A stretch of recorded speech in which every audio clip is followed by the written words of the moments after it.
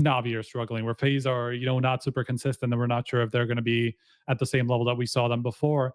And same with Navi, and suddenly Vitality, Liquid, G2, these are teams that are coming up and becoming more competitive. So I think this, for the CS scene in general, this is amazing because we no longer have just the FaZe and Navi storyline. It's not just about two teams the entire year. Now it's like five. Looking at the ESL Pro League, so that's great. But it is definitely causing trouble for FaZe because now they have a lot more challengers against them. Add some fun to your space with Xtrfy, designed in Sweden with focus on quality products built on experience. You're looking at Project 4, their fourth generation of products with super cool colorways to stand out, with matching sets to satisfy with a solid B4 bungee, lightweight ergonomic M4 mouse, the K4 keyboard is fantastic, all of which are performance focused, and finish it off with colorful GP4 mouse mats that are bold in design and smooth on the surface. The retro theme in particular has got the feels. Complete your setup with Xtrfy. No regrets, guaranteed.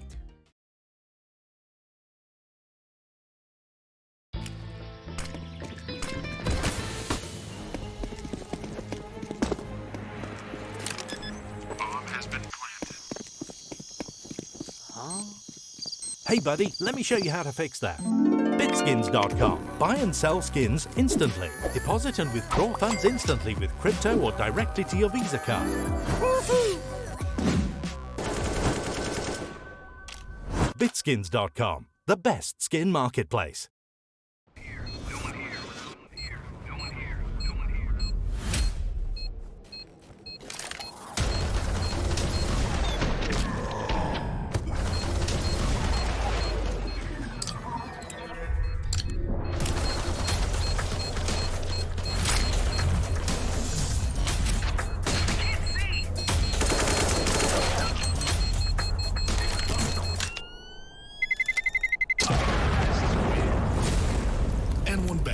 Your bet, your game.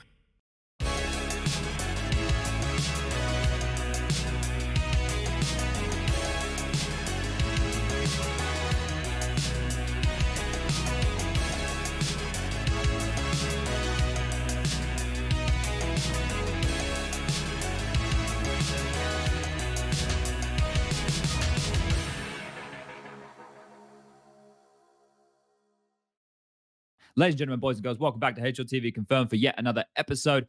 We are here at 1 p.m. on Sunday, a couple of hours before the grand final. Quick shout out to the sponsors, Xtrfy. You've also got Bitskins and N1Bet. Gamble responsibly. You guys know where to head to check them out, but thanks again for supporting the show. Now, joining us today is Striker, returning from holidays. Striker, did you fall in love on your travels? Kind of, yes, actually. Okay. Oh, it wasn't necessarily on my travels, but it had to do with my travels. So let's say yes. Okay. Now this is exciting. We can follow and pull on this thread as episodes. Fell in love with someone on the airplane. That's such a random question that has way too much to do with my life at the moment that you even have no idea. So that's just funny that you have to ask that. Actually. Look, hit the nail on the head there. We always love a bit of dating here on HLTV Confirmed. And joining us on the ground in Malta, and just arriving in the nick of time, is Nohte, returning to the show. How's things been in Malta for you, mate? How much mold is in your Airbnb? Actually, none. It's pretty nice. Mold-free. It's a pretty good mold-free Airbnb. I will say I came here expecting to be quite warm with shorts, and then you walk into that venue and it's just blasting AC. So I've definitely been like double jacketing every night. It's Arctic in there, right? They keep it cool for the players. They're pumping the air cons. I know we have a little casting tent next to the main tent, and they have two aircon units in front of us and a fan. I turn them off every time because I've been doing the night games. It is getting a bit cold. But in terms of being the man on the grounds here, how have you been finding things with the interviews? Has it all been easy enough? Yeah, it's been pretty great. Yeah. Alka has been pretty good at setting stuff up. So yeah, no complaints here. Have you swum in the sea?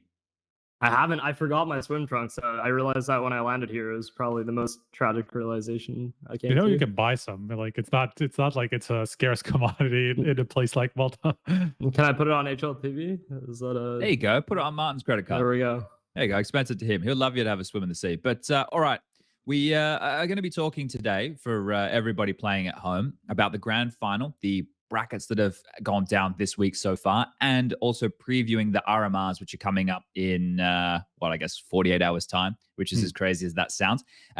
So before we get into that, we need to get into the recent news. So Lucas, who's back on the ones and twos.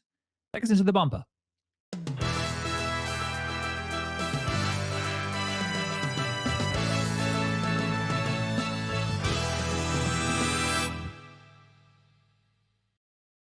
All right. Well, first news for us is talking about faveN being sick again for Big. Now, we've had this crop up several times. This is kind of how k0nfig got an opportunity to be back in the roster. And then they ended up bringing him in full time to replace Tizian. And now they're having to use Sin. I don't know where Koz and Tan are. Hey, it's a maths joke. God. You guys like it. But faveN's ill again. And if a player is going to be ill on this consistent basis, I don't know what's wrong with him. It's not my place to know what's wrong with him. Did they say what's wrong with him, Striker?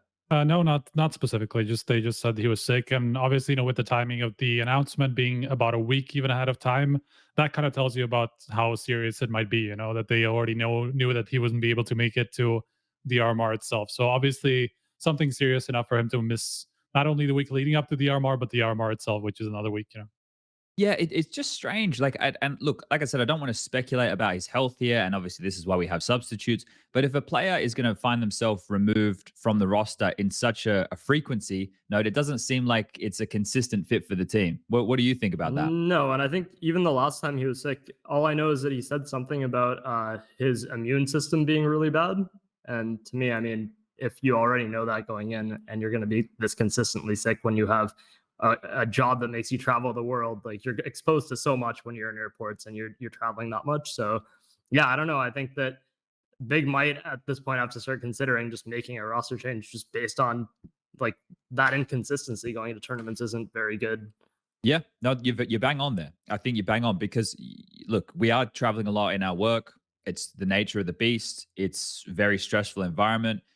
I don't like, and this is the thing, when we're dealing with like elites, right? That's what this is, right? To be the best in Counter-Strike or to be a top 20 team or to be a top 20 player or whatever, you actually need to be an elite level individual, right? Whether that's your performance in the server, whether that's the way you conduct yourself, all these things are combined here. So look, I'm not saying that faveN can't contribute to the team. It's just that if he's going to find himself sick and then on the sideline more often than not, it fucks the rest of the team. And look, we obviously care about people's health and we want health and we want them to be better and everything. But also at the end of the day, the Counter-Strike team and that's a business, right? They need to either be winning or putting themselves in the best position to qualify. It's the RMRs. You qualify here, even if you don't go deep in the major, you're about to make like, what are we talking? $1 million in sticker money, like at the least, and then you have like the signature skins and shit, signature stickers and stuff. So, you think about all of that. It could be a massive blow for Big here. So I'm interested to see what this young gun from the Academy roster has. I've seen some good comments about him. I haven't watched a lot of the Academy Counter-Strike. I'll be honest with everybody. I have a hard time putting too much stock in the results when it's just Academy players playing Academy players. I don't know their true level. I know that they play in other tournaments. Have either of you boys seen much of Sin on the Big Academy team? I was looking through kind of his stats. I watched a couple of these league games, but obviously, they play so much that it's kind of difficult to keep track of every single team. It's just and it runs alongside the tier 1 scene, so it's just difficult to have like a full scale of everybody that plays there. But he was one of the standout players in the Academy League. Definitely, like the one of the biggest stars on this big Academy team that's actually been pretty consistently competing for deep placings in the league. So like he was an important player for them. And from his stats, he seems like a super consistent guy. Even when he plays on like the tier 2 scene and like outside of the Academy League, he seems to be holding his own. So this could be an interesting, way for him to step up even further and see if he has what it takes to even compete at the tier 1. Okay, let's jump into our next piece of news here. We don't need to stick on this one too long. We're going to jump into talking about Entropiq trialing anarkez, right? We've spoken about him before on the show, but he's normally been in international rosters, not a Russian-speaking roster. Now, we know that Elian is no longer there. They were trialing different AWPers, I believe, and now they've settled here. So this one's a little bit curious. I didn't realize he spoke Russian, but that also shows that I, don't know the languages that everybody speaks. Now, how do we feel about this one? I'm not going to say this is like a downgrade for Entropiq, but with the plethora, ladies and gentlemen, the dictionary's coming out early, of AWPers available in the region, right? It seems strange that this is the direction that they might be going for the Entropiq side. Does anybody have any insight on this one? I mean, I think regardless of whether you're trying to be kind or not, like I think Elian was too good of a player to not necessarily call this a downgrade. Like I think that's just kind of where it is in terms of the scale of where this team was competing before to where they are right now. Like they were playing in the CCT tour and they were eliminated by like Into the Breach or something, I think. So like the level that they've come down from where they used to be it's very visible. And I think obviously like there's growing pains with the fact that they only just added him, but Elian was way too good of a player for them to replace him and kind of have those same results at the moment. So unless this is a very long-term addition and they can actually like climb back to those results, I just don't know where Entropiq is trying to aim to be among the top 30 at this point. It's a hard spot for them though, Striker, right? Like, let's not beat around the bush here anymore. Obviously, with the whole mobilization shit going on in Russia right now, the entire climate of the globe has been fucked. I wasn't alive during the Cold War time, but I imagine it's very similar to what we're going through right now. Like, the world is still fucked. We haven't forgotten that the world is still fucked. We've just been reminded that the world is still fucked. So for a team like Entropiq, predominantly Russian, for a lot of the teams coming to the RMR with all the Russians, like, things aren't a steady time. It's not a steady place. So even for a guy from Israel to now be thinking of joining a Russian team, does it even seem like a good decision for someone like anarkez to be even making that choice to play for Entropiq? Yeah, I mean, it depends on what his choices are, right? I mean, this is a guy that hasn't played for a while because, I mean, since he left Finest. And so, I mean, there's, like you said, it's not like there's not an abundance of offers, especially, you know, coming from the CIS region and people that speak Russian. So it's, it really depends on whether he even has somebody else to play with. And, you know, then if he has no other choice, then you might as well try Entropiq, who have at least proved that they can be a solid team, you know, even if they aren't at the moment. I just feel like Entropiq were in a place where Elian was always going to be at least questioned, because like the last few events have been really horrible from him. He was averaging something like 0.9 ratings over like 5 tournaments in a row or something like that before he left. And like clearly there was something wrong in the team. Like they just dropped so far below what we had seen from them before that they just had to make a change. And, you know, if your offer isn't delivering, that just makes sense to try to look for an upgrade. You know, I'm kind of like struggling to think why anarkez would be the one. It's not like he's been statistically bad or anything, but obviously, you know, you might as well look for somebody Russian. Maybe they're waiting for the RMRs to conclude. That definitely be it, because this is not a permanent change. It's just been, you know, he hasn't even been particularly announced as a stand-in. It's just like something that he said that he was going to play with Entropiq. So it's not like a super formal situation at the moment that he's playing with them. But there's an indication, you know, that this could be a trial, you know, to see if he is an option for this team. But, you know, you have people like Deco or, you know, some of these other CIS hoppers that have not necessarily been at kind of like tier 1 level, or they're still waiting for the step up. And if they fail the RMR, if they fail the major, you know, they're suddenly maybe going to become available. And that's when Entropiq can maybe swoop in and get one of these players who are a little bit more of a fit, I suppose. Yeah, it's an odd one here. And I think it's the anarkez situation isn't even the craziest one with Entropiq that you guys have highlighted. It's just the sheer drop-off. I don't know how many teams we've seen be at the cusp of that level competing. Like, we're thinking they're going to crack into, maybe they could be like a top 15 or a top 10 mainstay. They have shown that kind of really good form. They looked good as a team. They had a good approach. They had a lot of players firing and being very strong. And then the Lackey replacement, and then Mir comes in, right? It was Mir.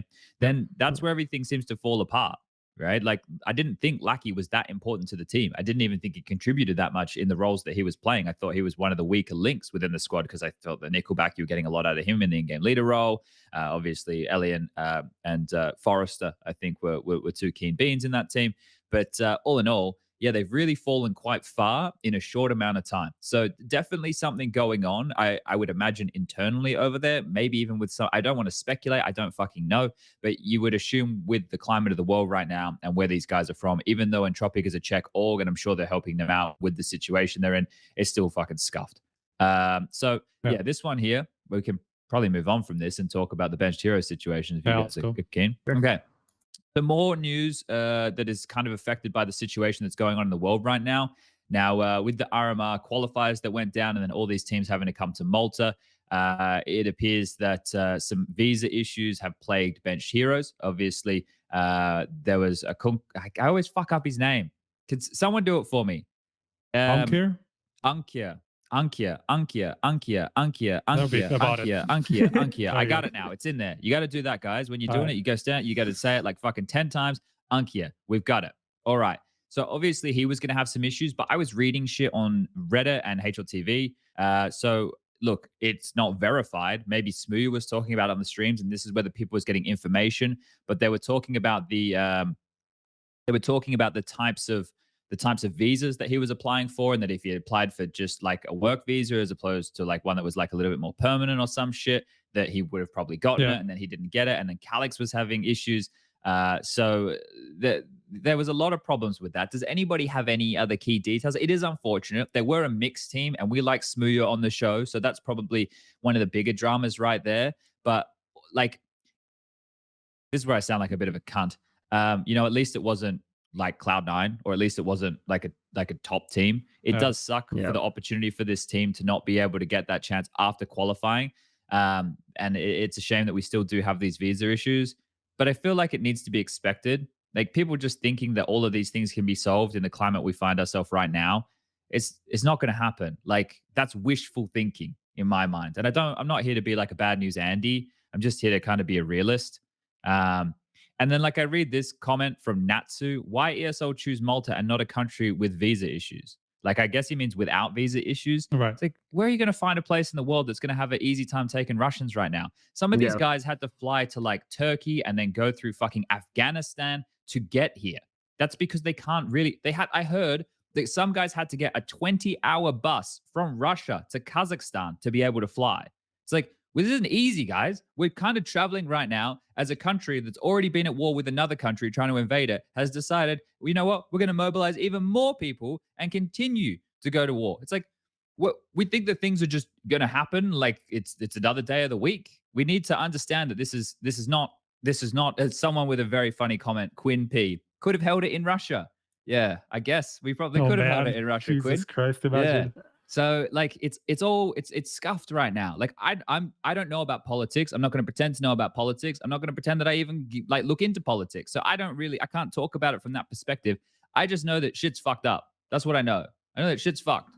That's to be honest, I'm surprised that they are so far the only team that's actually seemed to have issues. Like, the fact that a lot of these other teams have even potentially made it to RMR, like one win, like there's so many other potential issues that could have happened. So like you said, there's players taking 20-hour bus rides to even make it to these events. So honestly, out of all the teams to miss it, yes, it sucks obviously for them, but like, so far it's not spiraled out of control at the RMR, and that to me is still a good sign.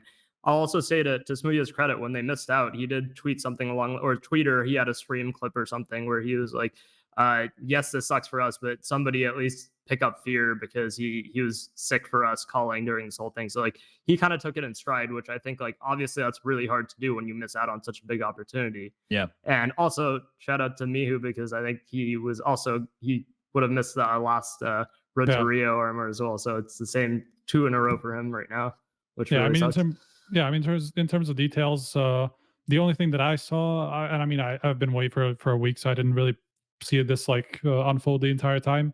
But the only thing that I saw was, I think it was Moya who was saying that, this was avoidable. This was something that there was a mistake on the player's part, not like generally like in the process, or that, there were, problems with them being Russian or k0nfig being Turkish or whatever. k0nfig was even saying that it's the first time that he actually got denied a visa. So who knows what the exact problem was there. Like, I didn't actually see those details, but it seems like it doesn't really necessarily have anything to do with the situation as a whole. It's just some fuck ups, on their side. But I agree generally that obviously this was a team that had like a sick story. They just came together just before the qualifiers, wanted to go in for fun and see how it goes, and they managed to qualify. This would have been a team that had a really cool story going into the major, just kind of like the starting from nothing, just like putting together a team just because you want to, just because you have fun, and because you have nothing else to play for or nobody else to play for. You just put together a mixed team and you fucking qualify for the RMR, and then potentially have a chance to qualify for the major.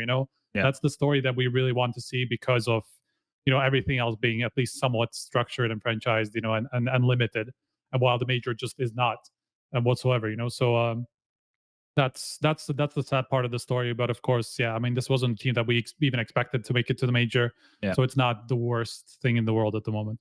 Yep. Okay. Well, I guess we can't really dive too much more into this one right now. We've exhausted that. But let's get into the madness in Malta. Lucas, I'm giving you a link right now. You can bring this one up. It's everyone's favorite website, jackson.gg. We may as well dive more into the k0nfig fight madness while we're in the recent news. k0nfig Street Fighter is going to be the name of this one with a question mark. Now, look, so the news came out. It didn't have a lot of details. And then k0nfig made a tweet saying most of that shit was bullshit. And then now there's been a follow-up article that's come through with a named eyewitness. So this is likely verifiable, called Michael De Jong, which, Chris J, you better come up with a fucking better alias next time, mate. I don't know why you've gone with or is it Michelle? Either way, Michiel De Jong. Claims there was an eyewitness to the fight in Malta, confirms to Jackson. Enjoyed a night out with friends in Malta. On the way home, suddenly witnessed an argument that quickly escalated between a nightclub promoter and a guy he recognized as k0nfig, as he follows CSGO a lot. According to De Jong, k0nfig and the promoter had a heated argument outside the nightclub Flow. Can confirm nightclub Flow is in Pascherville, which is just down the road from where I live. Don't go to Pascherville. Let me tell you, players, anybody, quite literally, who's watching right now who comes to Malta and you think, I want to go out clubbing. If you go to Pascherville, you're going to get a really bad time. Do not go there. Just trust me. We don't have to go into the details. It's just a bit of a scummy place. Don't go there. Just don't go there. Please have a couple beers with some mates in a nice area. Don't go there. It's not worth the heartache that place is going to deliver you. Okay. Anyway, someone did apparently get in a fight there. Don't go there. Well, that's not I can tell you personal anecdotes, but we don't need to get into my life. I'm just telling you, you just don't go there. If you ever come to Malta, just please. Okay. So apparently the promoter spat in k0nfig's face. Now, we'll have a side note on that soon. Kicked him and disappeared into the nightclub as bouncers arrived, De Jong told Jackson. He added that he offered his help as a Maltese resident. Some minutes later, the promoter left the club. k0nfig noticed him and wanted to go for him, De Jong describes. k0nfig saw him and ran after him. He was unstoppable. Look at this. This is some great quotes here.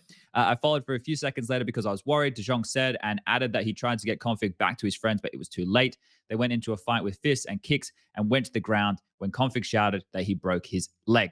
Now, I find it, first of all, when I'm reading HLTV comments and I'm reading fucking Reddit comments and people are like, how does he break his leg in a fight?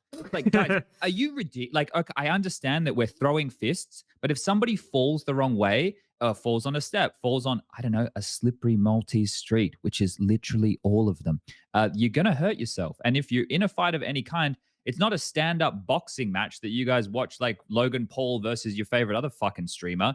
This is a street fight where k0nfig's been spat on, according to this. So, second, let's try and take this apart. If this did go down, right, and it says that police were called, this could be verified, right? You guys are journalists. Would it be able to contact the police and ask? Like, is that something that is possible? I don't fucking know. I'm a moron. Can you guys help me here?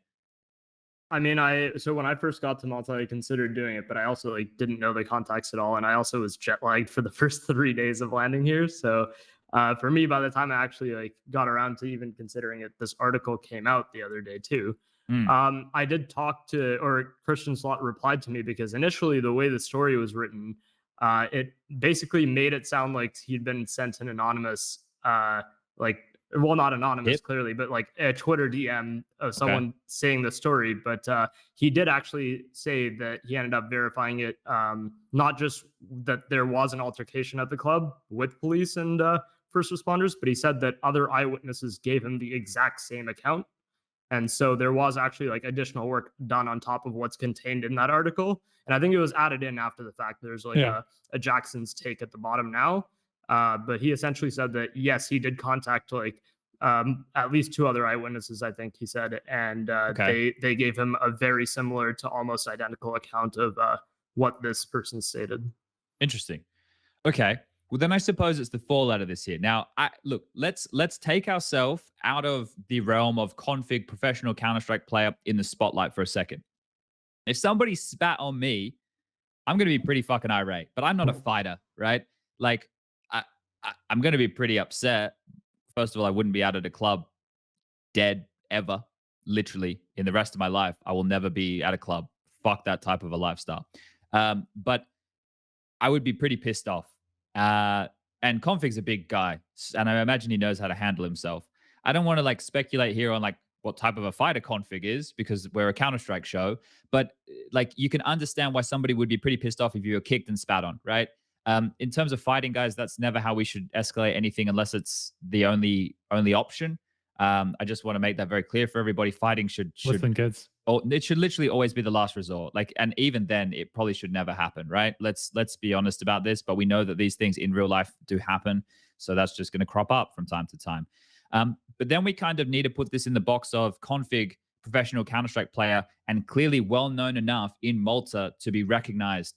This is why it's the bad look for Astralis. They're a publicly floated company. This type of news comes out. It's bad for their stock. It's bad for their brand. It's probably bad for the rest of k0nfig's career. And that's the unfortunate factor of all of this, that he might end up losing his job and maybe future jobs because of this shit. But we've just seen with the G2 Carlos situation, right? And I'm not saying that these are equal situations. Of course, I'm just saying reputation, right? Yeah. That yes, people's reputation, it means something here, and there are consequences when shit like this happens. So, Striker, what do you expect the fallout of all of this to be? I mean, I would hope that the fallout isn't that, k0nfig just is unable to find a new team if it happens that he actually does leave Astralis, which, who knows if that's actually true. That part of it doesn't seem very extremely verified at the moment, even from looking through some of it was either the tweets or the article where it was fairly heavily implied that there hasn't been a decision made, or that it's not necessarily final, that that k0nfig will be out of the team, as a result of this. Obviously, I would rather hope that he wasn't, just because, it seems, at least from the account that we've heard, it seems fairly provoked. And, obviously, you will, emotions will run high. It wasn't him who started a fight, or just who was looking to get into a fight. It was more like a responsive situation, right? So, I mean, obviously, this is going to be shit for him. People will look at this and are we going to want to have this guy representing our brand, and what the fallout could be potentially from that. I understand all that. I would hope that doesn't happen. But it's as you were explaining with Carlos, reputation is a lot. Goes for, kind of has almost too much power over people's careers, because one stupid mistake, or even something that don't necessarily have are at fault for, can cost you a career. And people just don't know what exactly happened, even if we heard this account, and even if that's somewhat accurate, even if it's objectively the truth, you don't know how exactly, if k0nfig went up to him and just was looking for a fight, or if he just wanted to talk to him and then got punched in the face, whatever happened, you don't know what exactly happened in that situation. You can't know unless you were there, unless there's a video of it, and you can see a bit more of the context.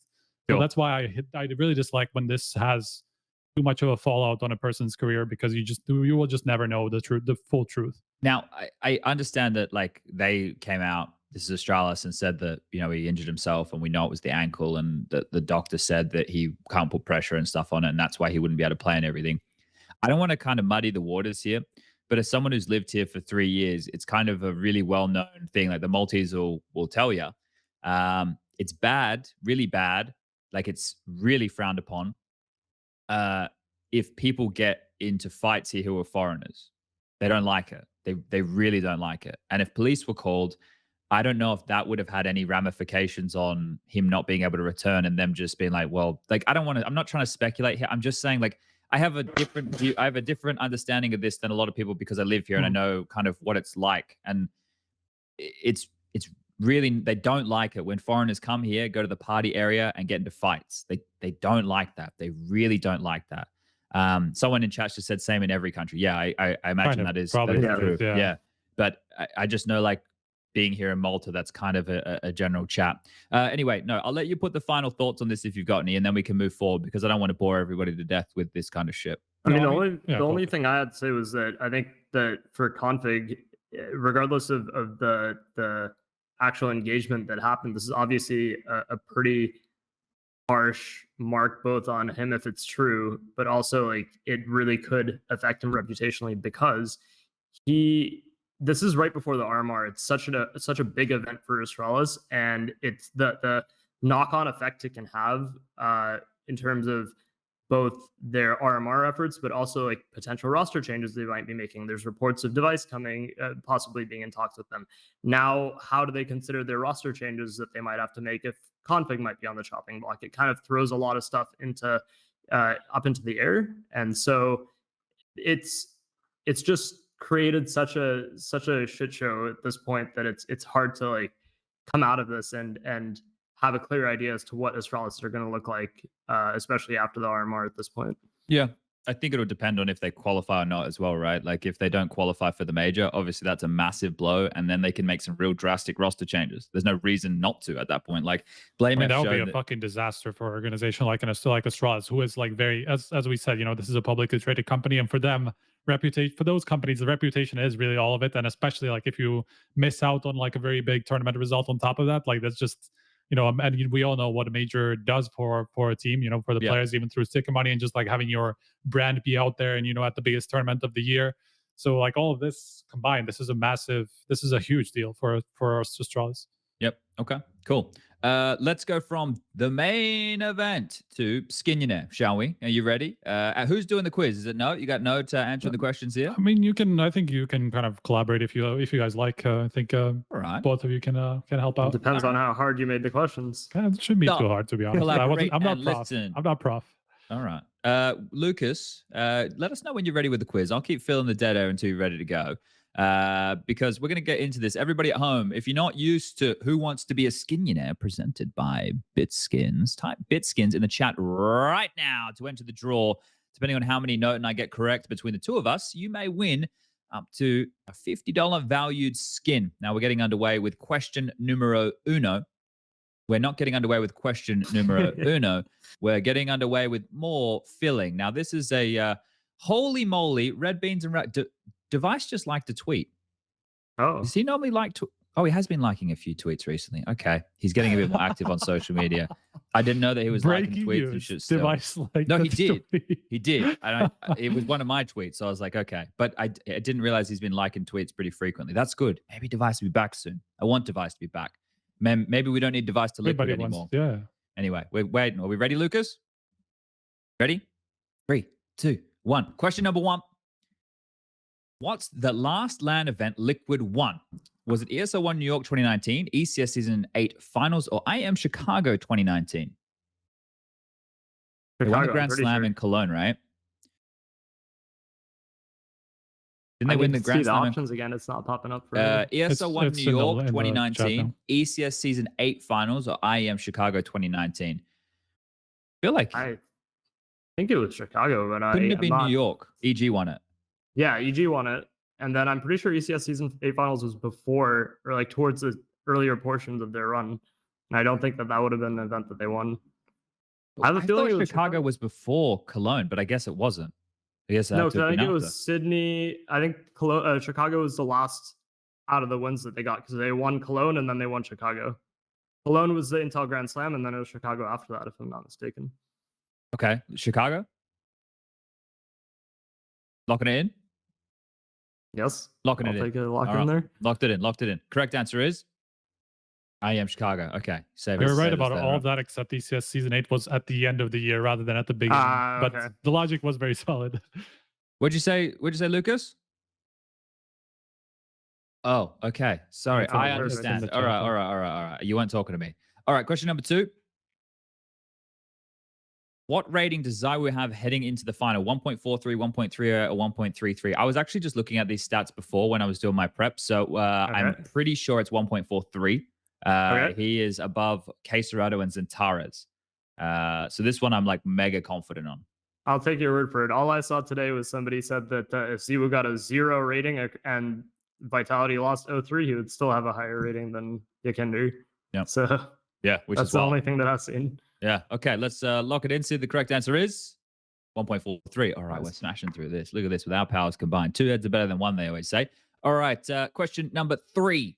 Remember, type Bitskins in chat, guys, if you want your chance to enter. Question 3. Who did FaZe beat in the last EPL Grand Final? NAVI Heroica ends. These are easy questions, Striker. Yeah. We have to go back to prop I did them at 8 in the morning. I wasn't just... no, you're being kind to us. You're being nice to us. Well, we know this one's ends. Yes. We can lock in ends. That was in Dusseldorf. It was a best of 5 final. Well, of course, it's best of 5. It's ESL. And FaZe won that one. All right. Fucking hell. Question number 4. Hot through the door. Out of 80 players at the Americas RMR, how many are North American? Okay, we can do this. So we're including Canada. So we have... I think there's only 4 NA teams out of the... or 4 or 6 NA teams out of the pool. I remember off the top of my head. So EG, Liquid, Liquid. ATK, and Complexity. Yes, but ATK only has, I think, Modern. 3 or 2. Yeah, It's Modern. And Swisher? Swisher in that team? I think so. This is where I need you, because Liquid has well, the options are 19, 25, or 13. So we got 20 seconds. Let's try and do this quick. NAF, OC, Elige, Nitro's 4. Then Tim, Breeze, Hext is going to take us up to 7. Yep. Complexity is another 3. That's going to take us up to 10. Then Noun is 5. That's going to take us up to 15. 19. All right, bang. Locking in 19. Quick maths. Very nice. Mashed it. Okay, Nice. 19 is correct. And the 5th and final question is... There are 2 Mexican players, by the way, that you wouldn't have considered, which is technically part of North America. Oh, shit. Who are they playing for? Infinity? Oh, could be. No, No, it's not No, but it's it's like a Colombian, Peruvian, Mexican team. I forgot the name of it. Yeah, it is Infinity. It is Infinity. Infinity? With Okay. Kinky, Marrow. Anyway, sorry, Lucas. We don't need the time on this one anyway. Isn't this Who Illumina? replaced Bench Heroes at the RMR? Yeah, I'm pretty sure it's Illumina. All right. Well, that's 5 from 5. We're going to let Striker do the questions every week, because that means you at home are going to be winning more skins. Well, higher value skins. Of course. Well, that's it. That's the Who Wants to Be a Skinionaire, brought to you by Bitskins. All right. Our winner for today is Cheerios. He's been following since the 27th of January this year. Thank you for joining us, Cheerios. We hope that you've been enjoying the show, and we hope that you enjoy the skin, because our people will be contacting your people, and we'll get the skin into your inventory as soon as possible. Okay, cool. We're smashing through this. Let's jump into talking about the Pro League playoffs now. That's what's been going down for the last week. Now, we'll go over the bracket. We've obviously got some talking points here that we want to go over. FaZe's performance, the roster changes with a lot of these teams starting to show some form. NAVI, what should we expect about them? The Steam exploit incident that kept us going until 2 a.m. And, of course, the grand final. But I want to start with the N1 moment. The N1 moment here this week is, well, I picked this one. I thought this was quite nice. Now, we can get Lucas to bring this up for all of y'all. This is from Relog Media. I can preamble this. It's okay, Lucas. Don't worry. You bring it up when you get your time. And I'm not sure if you guys have caught this, Striker. I know that you've been on vacation. I know that you've been on the ground, so maybe not seeing as much of the stream in that regard. But they had a bit of a viewing party going on over there in Serbia. And the amount of people that turned out for that. Now, I'm not trying to be funny here, and we'll get into this conversation a little bit more, but there was more spectators there than there was here in Malta. Which is great. Like, to see all these fans in a cinema watching Counter-Strike, this is really quite cool. This is something which would be awesome to see. This is by RTFKT Connie, I guess. And if you want to just play the video, they're just celebrating the victory for G2 over NAVI here. People in the cinema loving it, having a good time. Great to see some passionate fans enjoying it. And that's kind of a cool way to watch, because as a crowd, you get to be biased. You get to all be, we're going for our boys and shit. So I thought this was a nice moment. No, what do you make of this? I actually did catch it on stream. It was pretty fun, because there was also a pretty large cheering section for G2 during their matches, even in Malta. So being able to see that and then have it played on the stream as well with this whole theater made it, there's quite a lot of support for them during these matches. And I think if we start seeing these setups more, because I know like 0-0 Nation had something similar in Brazil as well.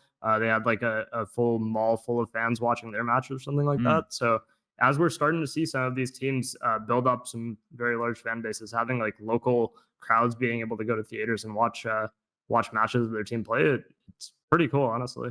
Yeah. What's your take, Striker? Yeah, I mean, it would be really nice if this was happening a little bit more, even on a really small scale like this, where it's just like a small theater and just people get together. But you know what this can escalate into, like once we get big enough, or once a team's fan base gets big enough, especially if they're from one country. Let's say this is, I mean, Brazil would be the easiest example, I suppose, because they're kind of like the most crazy and there's a lot of people in there, and obviously a lot of support for Brazilian teams.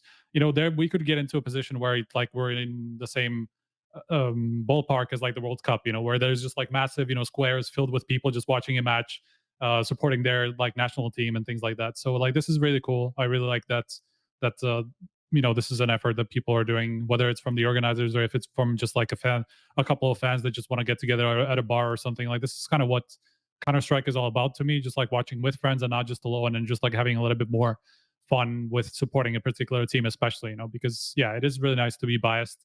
It's not something that I get to enjoy a lot, to be fair, but it is always really nice when just you have pick a little bit more striker, and then you can be biased. Yeah, you don't need to worry about your countrymen. Just pick a team, and they can be. You just your need team. Oscar to come back into some top matches here. Yeah, that's fair enough. Titans, they don't have MSL anymore. That wasn't in our recent news.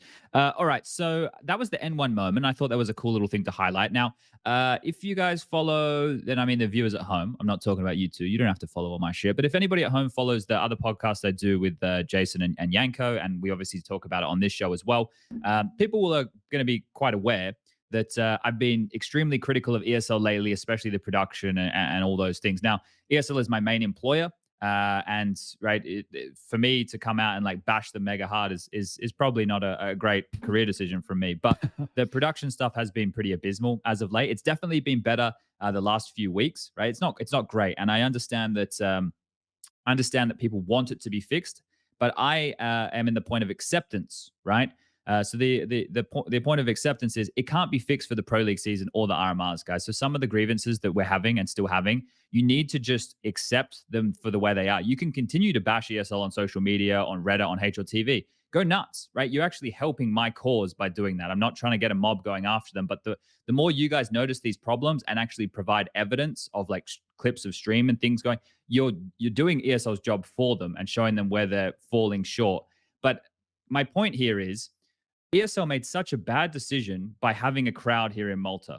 Like, I live here. I've explained this many times before. Okay? There is 500,000 people who live in Malta. That's it. That is literally it. Of those 500,000 people, how many of them do you expect to be Counter-Strike fans? And when I see people going, oh, the crowd is bigger in the Serbian cinema than it is here. Of course, yeah. ESL made such a dumb decision by having a crowd here. It was we didn't have a crowd in Dusseldorf. I know COVID was a little bit more of a priority back then, but we didn't have a crowd then. Now we have a crowd and it looks silly. It's just giving more reason for people to light a fire under their ass. It's like, oh, do you want another reason for people to get like upset with the show that you're putting on? Hold up. Let's just put a tiny little crowd here with some red chairs and a free bottle of water. It's like, guys, come on. Especially when you had previous Pro League finals in sold out stadiums. Like, the contrast is just baffling. Yeah. Yeah, but especially like given how much time this takes to even get through like a Pro League season. Obviously, the whole thing is like a month and or like 5 weeks, right? Like, given that, and given how big of a thing it is in the calendar, it is literally the longest thing that is in the calendar, the biggest tournament that is in the calendar, from pretty much every angle that you look at it, from the number of games to how long it actually takes to get through it. There's a big prize pool, connected to it. Pretty much the biggest outside of, well, actually, it is, how much is it? Is it 1 million or?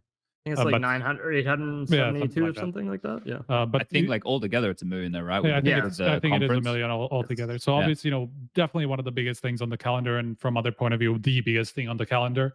And for it to, culminate in this way where, we've just been watching 4 weeks of action and we just we have it in front of 100 fans, or not even that much. I don't know exactly. It is a little bit disappointing. And I mean, we've been saying how it's not important to always have arenas, but like this is a little bit too far on the other edge. Might as well not have any crowd whatsoever, because all they should have done is what Blast did, right? Is make it so the players are facing each other. Make it about the teams and the game, and not about the impossible crowd. It's impossible, guys. It is impossible to have a crowd here. Like, it's not even. It should never even go through anybody's mind of, yo, should we try and get a bigger venue and try and fill it here in Malta? Because it'll look like DreamHack Las Vegas in fucking 2017. Like, it's a bad idea in general. So the entire tone of EPL needs to be different, because this deal now will have 2023 and 2024. That is 4 more seasons of Pro League. So instead of trying to do this and have an intimate crowd that's not going to show up, have the tone of the broadcast shift. So you, the viewer at home, aren't expecting a crowd. You're not expecting a crowd. You should have never been expecting a crowd. ESL fucked up there. But you should be expecting a unique broadcast experience that you don't get anywhere else, that you don't get at a Cologne, that you don't get at a Katowice, that you don't get at a Blast Groups, that you don't get at a Copenhagen, that you don't get at a Major. What they should offer in this situation, especially with so many Louvre agreement teams, is a more player intimate experience with them, the focal point, them coming on the broadcast. We had k0nfig, we had Hooksy, we should get k0nfig, we should get Apex, we should get all these players that can talk, coming on the cast, coming on the couch. It's a problem when the production isn't here in Malta. It means that a lot of these things are impossible. But the experience that you as a viewer at home should be getting is something completely different to an arena event. And ESL should understand that they have 2 more years to pull this off. So the next season of Pro League, I'll let everybody know right now. Myself, Moses, Yanko, all the guys here who care about this product and want it to be better are pitching things to ESL. And we're going to do our very best to push these things through and give you a better viewing experience at home, right? Because at the end of the day, like, this is something which our face is on, right? We're not tied to ESL as like we're not worried if the stock of the company, well, I guess it doesn't matter if the stock of the company goes up or down with the new ownership structure anyway. But the point is, we want everybody to enjoy a good Counter-Strike experience. That's what this should be, because we want to grow the game. Everybody should want to grow the game. So the tone of EPL needs to change. That needs to change going forward. And I think that we can get there. We can definitely get there. And I might even start sharing some fun things once we start to pitch them to ESL. Or maybe we'll hold on to it. And if they don't do it, then we'll release it. And then you guys could have seen what we wanted to happen. And we can compare that to what they ended up happening. But anyway, I digress. We've gone a little bit off on a tangent here. Let's focus in because we have a lot to talk about today. So I apologize to everybody. So we did the N1 moment. Now let's get talking about the bracket stage that we saw. So Lucas, I just want to link you the bracket. It's right here. You can bring this up for everybody at home as we run along. Now, let's start with FaZe. They had a opening matchup against Complexity, who I think everybody didn't expect to be in the playoffs. They overperformed to get to the playoffs and showed some really good Counter-Strike. And then up against FaZe, pushed them to 3 maps and a series that Complexity could have even won 2-0. And then, probably should have even. Yeah, that Inferno game, very close. And then they moved on and played against Cloud9 and ended up losing 2-1 in that series. First map, they just squeaked across the line. Second map, they kind of disappeared completely as a team on Ancient. They were just getting bodied. And then Mirage was closer-ish, but it felt like Cloud9 had that one bagged because they had, I think, quite the lead in that game that they just needed to close out, right? So, yeah. Look, let's start with now I know that you weren't able to watch all these games, Striker, because you were on vacation. So let's start with Nohte here, and then we'll get you to chip in after. So no, what do you make it of FaZe? Do you think they're in trouble, or do you think, like, I heard in interviews k0nfig saying like, oh, we're more focused than we've ever been. This was their chance to win the EPL Grand Slam. Feels a bit squandered now. I heard a lot of contrasting stuff. Like, yes, so there's those interviews from k0nfig, but then you also had Twists come out after I think they lost, and he mentioned something along the lines of them lacking communication. I think there was another interview before that about one of the players saying they've had communication issues ever since the break. To me, I don't know. I think I don't have a doubt that they'll continue being like a top 3 team, but their consistency is starting to be a bit concerning in terms of winning trophies. I'm not saying that they're not going to be like a consistent top team themselves, but they're not currently looking at a dominant era. Exactly. Yeah. They're not looking in the form to continue their streak. And even when I interviewed Matus, he said the same thing. And he said essentially that they look like he's like, we've been through this. It's kind of once you are so dominant, you don't really see a lot of the issues you're having because you're so confident. You're winning all of your duels. You're making all the right plays. But once that kind of plateaus and you reach a point where you're starting to struggle, that's kind of where you have to overcome some of those barriers. And he thinks that's where FaZe is right now, in terms of now they have to kind of take a look at some of the issues they have and try and resolve them. And that's kind of what separates them from getting back to that level right now. For me, I think yes, Complexity overperformed a little bit. I think that them as a team are in a lot better form than they were before. Agreed. After adding Hellzerk. I thought that they actually had playoff potential during the group stage, but that being said, and as I said to somebody else, that Complexity should not be a contending team against a team like FaZe. That, like, I like Complexity, I think they're a good team, but FaZe should not be being pushed to their limits by a team like Complexity. And that to me is a worrying sign for them right now.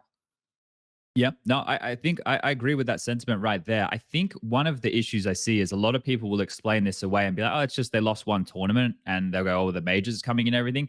And I'm okay with that viewpoint. Yes. It's just the type of Counter-Strike in the server yes, is the problem.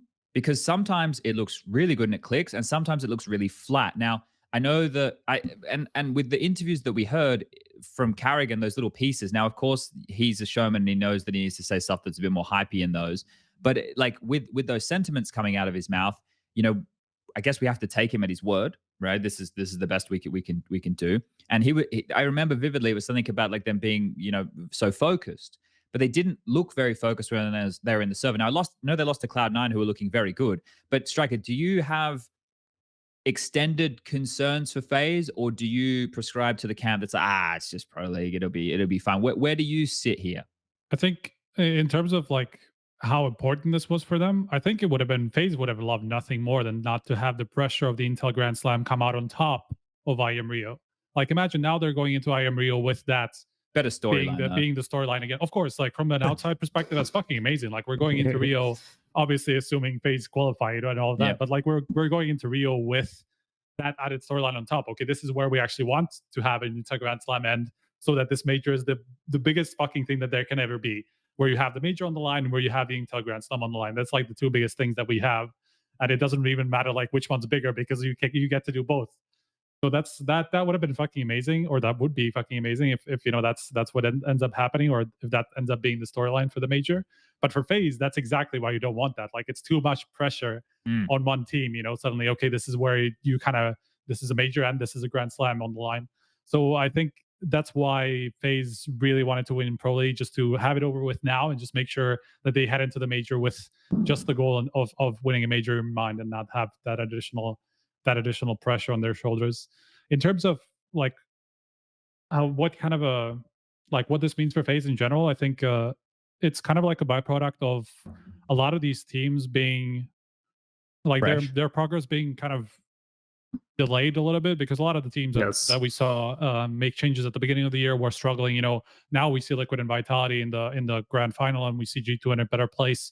Obviously, you know, half a year back, like these were some of the teams that were struggling with their new rosters. And, you know, this is only the time that we're starting to see that, okay, these rosters are making sense, but only after they found that additional piece that actually got them to that next level. So I think that's a problem for FaZe at the moment, because it seems like we're heading into a very competitive ladder, or like the last couple of months of the season, where we go into Rio where NAVI are struggling, where FaZe are, you know, not super consistent, and we're not sure if they're going to be at the same level that we saw them before. And same with NAVI, and suddenly Vitality, Liquid, G2, these are teams that are coming up and becoming more competitive. So I think this, for the CS scene in general, this is amazing, because we no longer have just the FaZe and NAVI storyline. It's not just about two teams the entire year. Now it's like five. You know, looking at the ESL Pro League, so that's great. But it is definitely causing trouble for FaZe, because now they have a lot more challengers against them. Yeah, look, it seems to me that we're not like in a dominant period anymore. And I guess even with the NAVI period, that was probably the end of that. Like, after NAVI ended up winning their major, and then the way everything's gone since then. I know that FaZe have won Katowice with a stand-in, EPL season 15, they won Cologne, they won the major. Like, they've won all the big titles, and they obviously want to continue to do so. But at the moment, and we're going to talk more about this with the other teams we've seen in the server this week, it feels like there's a lot more teams who have, I don't want to say caught up, right? Because we obviously need big arena Counter-Strike. That's a whole thing as well, right? The big game Counter-Strike, all that kind of stuff is a whole different conversation. FaZe still have a lot of experience in that regard. But it feels like a lot of teams have a good understanding of how they want to use their pieces, and have gotten rid of weaker links, or have upgraded pieces, and they have good understandings. And at the moment, we're in a different period of Counter-Strike than we've ever been in before, guys, because it used to be we'd have a week-long event, and then we'd maybe have a week off, and then we'd have another week-long event, and we would always have the crescendo. There'd be a winner, there'd be a winner, there'd be a winner. But we've come out of this break. We've been out of this break now for 2 months, and now we're finally getting into a playoffs to determine, with high-pressure matches, who's going to get eliminated. So it's different framing now. A lot of the matches in the lead-up have to qualify, understandable, and then a lot of the other time is sparring, practice, right? Refining your strategies, counter-strating more, looking for gaps. This is what the players wanted, as far as I understand, because when we heard oversaturation, too many events, too much burnout, it's because travel. And I still know that North American teams are sacrificing and being overseas for longer stints of time. But for a lot of the European names, unfortunately not for everybody, But for a lot of the European names, they get to come to the event, go home and practice, and then have that downtime to restructure, reform, fix their mistakes. So I think we're in a really cool era of Counter-Strike where... On that note, though, I think there's also teams that have been struggling. Like when I was talking to G2 and I talked to Vitality over the last 2 days, they both said that because they were in Group A and B, they finished their group stage and then they had no officials for 2 to 3 weeks, essentially. Yeah, but they want to have their cake and eat it here. No, like these players... Yeah, of course. You know? Yeah. But to what you were saying in that sense is that, yes, back then we used to have these, like an event, a week off, another event. We don't have that same ability anymore. And you have these players spending 3 weeks without officials now, and they're coming into these matches. And you're going into a tournament where it's now a single elimination bracket. So the amount of pressure is different. The way you're practicing and your mindset going into these games is different. So there's a lot more emphasis on these kind of tournaments now than there used to be as well. I agree. But that's the thing. It's like put up or show up at these events. Exactly. Right? And that pressure is there. Like, it's not, oh, we fucked up and next week we're going to go to this event and we get another crack. Like, and then the major is the one where it all comes together. Now it's like every event, because it's a bit more strung out, like you got to show up. And I feel like I like that a little bit more because it's not like, oh, shucks, guys, let's go try again next week. It's like, fuck, we fucked up. Like, we really fucked up. So yeah, It definitely has. There's definitely more importance on individual events now because there are fewer of them. They're more spread out and they're longer, but there are fewer of them. And yeah, if you know you fail a Group A of ESL Pro League, that basically means you have nothing to play for the next month, unless you play like these tier two things, you know. And that's obviously there's nothing that important in that. And like I think I'm not sure about if I like this or not, but it definitely changes the dynamic of how teams have to approach tournaments in general because of, you know, suddenly there are these, it's not always high pressure, you know, because it used to be like this, where you had a week-long event and you basically have the same amount of pressure during that week. Like, of course, maybe the group stage would be a little bit forgiving in some places than others, but you're always in this mindset where this is a full tournament, we're here for a week, and this is where we have to focus. Yeah. Then we have a week off, and then we can practice or whatever, come up with new stuff, and then we have a week of the same thing again. Like this is one tournament where we have to focus the entire time, while if you look at Pro League, we have this 1 week where we have to focus on group stage, but it's not super, like individual matches don't really matter that much. It's more like about how you perform over the course of the entire week. And then you have a few weeks off to prepare for the playoffs, you know, but that's a completely different mindset to what pretty much every other tournament is like. Even maybe not as much with Katowice and Cologne because there's this week in between a little bit, or at least a lot of days in between now. But every other tournament is basically that, you know, where we just like have a group stage and right into playoffs, maybe a day of a break in between. So that's something that people or teams have to get used to now. They're just forced to, because that's just how the schedule is made. Yeah, it's a curious one here, and maybe something that's affecting FaZe, right? But I think the thing is, even though we're seeing shaky signs from them and some question marks, we still have 30 days until the major. Right, so this is the defending major champs. They've won all the other big titles this year. Like, to expect them not to get their act together, and I'm not just saying like, oh, I expect them to win, but they would still go into, no matter what the results are, unless they don't qualify at the RMR, right? Even if they just squeak through the RMR in like a 3-2 matchup, or I guess it's a 2-2. But even if they just squeak through the RMR and the Swiss, and they make it, they still go into the major as like the defending champs, and they would be in a lot of people's minds still the favorite, right? It's not like a glaring favorite anymore. Yeah. It's not like Astralis 2018, 19, you know, that type of stuff. You know? And I think, you know, some people will get their panties in a bunch when we say that, and they'll be like, I don't give a fuck about EPL. I feel like they do give a fuck about EPL for reasons that we've highlighted throughout. But I just think we're getting into a more competitive era, or maybe there's something going on with FaZe, or maybe they're just, you know, things aren't working right now. But regardless, it wasn't the best showing from them at EPL. They lost to Cloud9 and they got pushed by Complexity. And their group stage wasn't really that impressive. I was going to say like that they had some struggles, like they lost the map to MIBR. You know, these are things that a top team or the number one team, you know, that's been fairly dominant this year, they shouldn't be struggling against these teams. And the same thing Nohte said with Complexity. Like this is not what we expect from like a dominant team like a FaZe is. Yeah. Okay. Let's jump into talking about some of the rosters who have made recent changes. So, Lucas, we obviously have this bracket. If you want to whip that back up for everybody at home, just so they can follow along for the second. So we can start with the fnatic Liquid. series, Fnatic Liquid went 3 maps. Now, this roster of Fnatic, I quite like it. I like the parts in this roster, and I also like how they seem to mesh together at the moment. Now, the biggest question mark for me was Mezzi and in-game leadership. Still have to, still a learning process for him in this type of environment. Crims was a rock. Roy and Nikodos played well. In that matchup, Fasha didn't have the best showing across the 3 maps, but he had his moments. So for Fnatic, for me, for a first outing, this is the best Fnatic roster since they were full Swedish, in my mind, right? And then you even have to go a bit further back with the full Swedish teams. Like season 11 of Pro League was the last time that JW and Flusher were there and they were winning shit, if I remember rightly. We were casting that at the beginning of the online era. Yeah, but this Fnatic, right? Sorry? Beginning of 2020, right? Yes, like it was basically the first event of the online era, essentially. Yeah, I think it was season 11. Maybe it was season 13. I think you're right. I think you're right with 11. Yeah. But I like the look of Fnatic to be like a team pressing into the top 10 or being on the cusp of the top 10.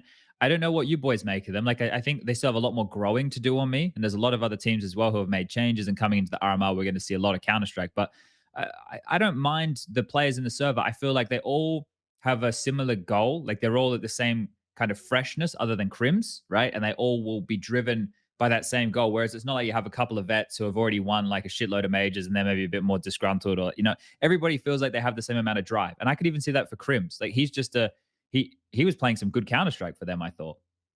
I mean, Crim's been playing good Counter-Strike for quite a while individually. It's just the team hasn't really kept up with his level either.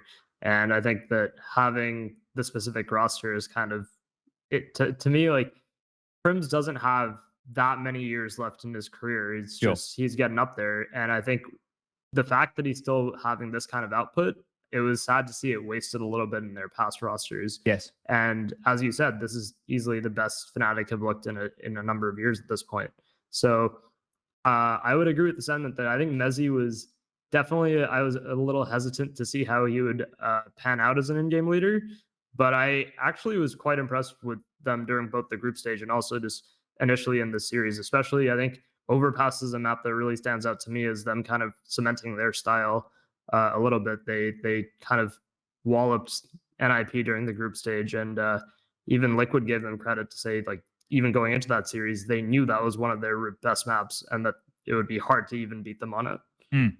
Yeah, no, I like the look of them here. Obviously, we need to see a bit more. Striker, I guess you probably didn't see that, so I didn't see that specific series, but from the group stage, just looking at the new type team, obviously, they just brought in Fasher, so it was just very, very fresh. And I was just having question marks about him specifically and where he fits in this team, because you could tell that he doesn't have as much freedom as he would have in a team like Ecstatic, So I was curious about how he'd be able to handle that. I mean, statistically, he's been okay. It just hasn't been a super important player to them at the moment. Yep. So I think that's kind of where my biggest focus is outside of Mezzi in-game leading. If he's going to be able to handle being in a team where there's more people who have the freedom and where he has to take a step back.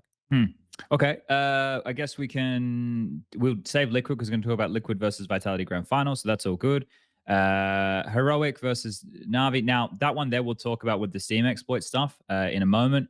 I guess that's the thing. I've almost rifled through all the newer rosters here. Like, Outsiders with the win against Furia, I think I picked them to win that matchup when we did the show last time round, and I just think it's like a massive stylistic thing. I think Outsiders style is like the perfect thing to deal with Furia's aggression. And I like I think like faveN and Norbert to me seems like he's the sassy guy in the team. He always seems to, when he makes a comment or like he has around him, he'll say something and then everybody seems to get a smirk on their face. So I think he tries to bring some of the energy that maybe Yakin had before. Blitz definitely taken a lot of the responsibilities of Yakin, maybe not necessarily the positions in all cases, but the responsibility of having to be that playmaker. And faveN is growing on me. Like, that guy has some nutty aim. Like, I think faveN with more time could be a sick player here. Like, he seems like a good little nugget for that team. Now, I know they went down to Vitality, but it was a 2-0 game, and it was a really boring series. I won't lie, especially that Dust 2. It was a bit of a snooze fest, but it's good Counter-Strike. Like, this is where the analyst Chad Birchall comes out and goes, "Yes, well, but the caster who wants to be going, oh my god, that version wasn't impressed. But I like Outsiders. James had a bit of an off performance in that matchup against Vitality, which is not very James-esque. So that one was a bit of an anomaly there. And I'm not talking about the guy who lives in Malta.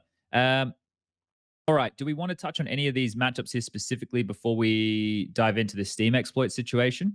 No, I think just speaking on Outsiders specifically, I think it's been the case for them ever since they got rid of Sanji, where there's just no clear weakness on this team individually, where there's nobody to exploit, and that's still the case, it seems, even after they brought in faveN and Norbert. And from what I was looking, again, I mean, I think I saw the first map between Vitality and Outsiders. I just didn't see any of the rest. But looking through the stats Lucky from the you group missed stage, the second one, mate. Yeah? Lucky you missed the second one. You don't want to watch that.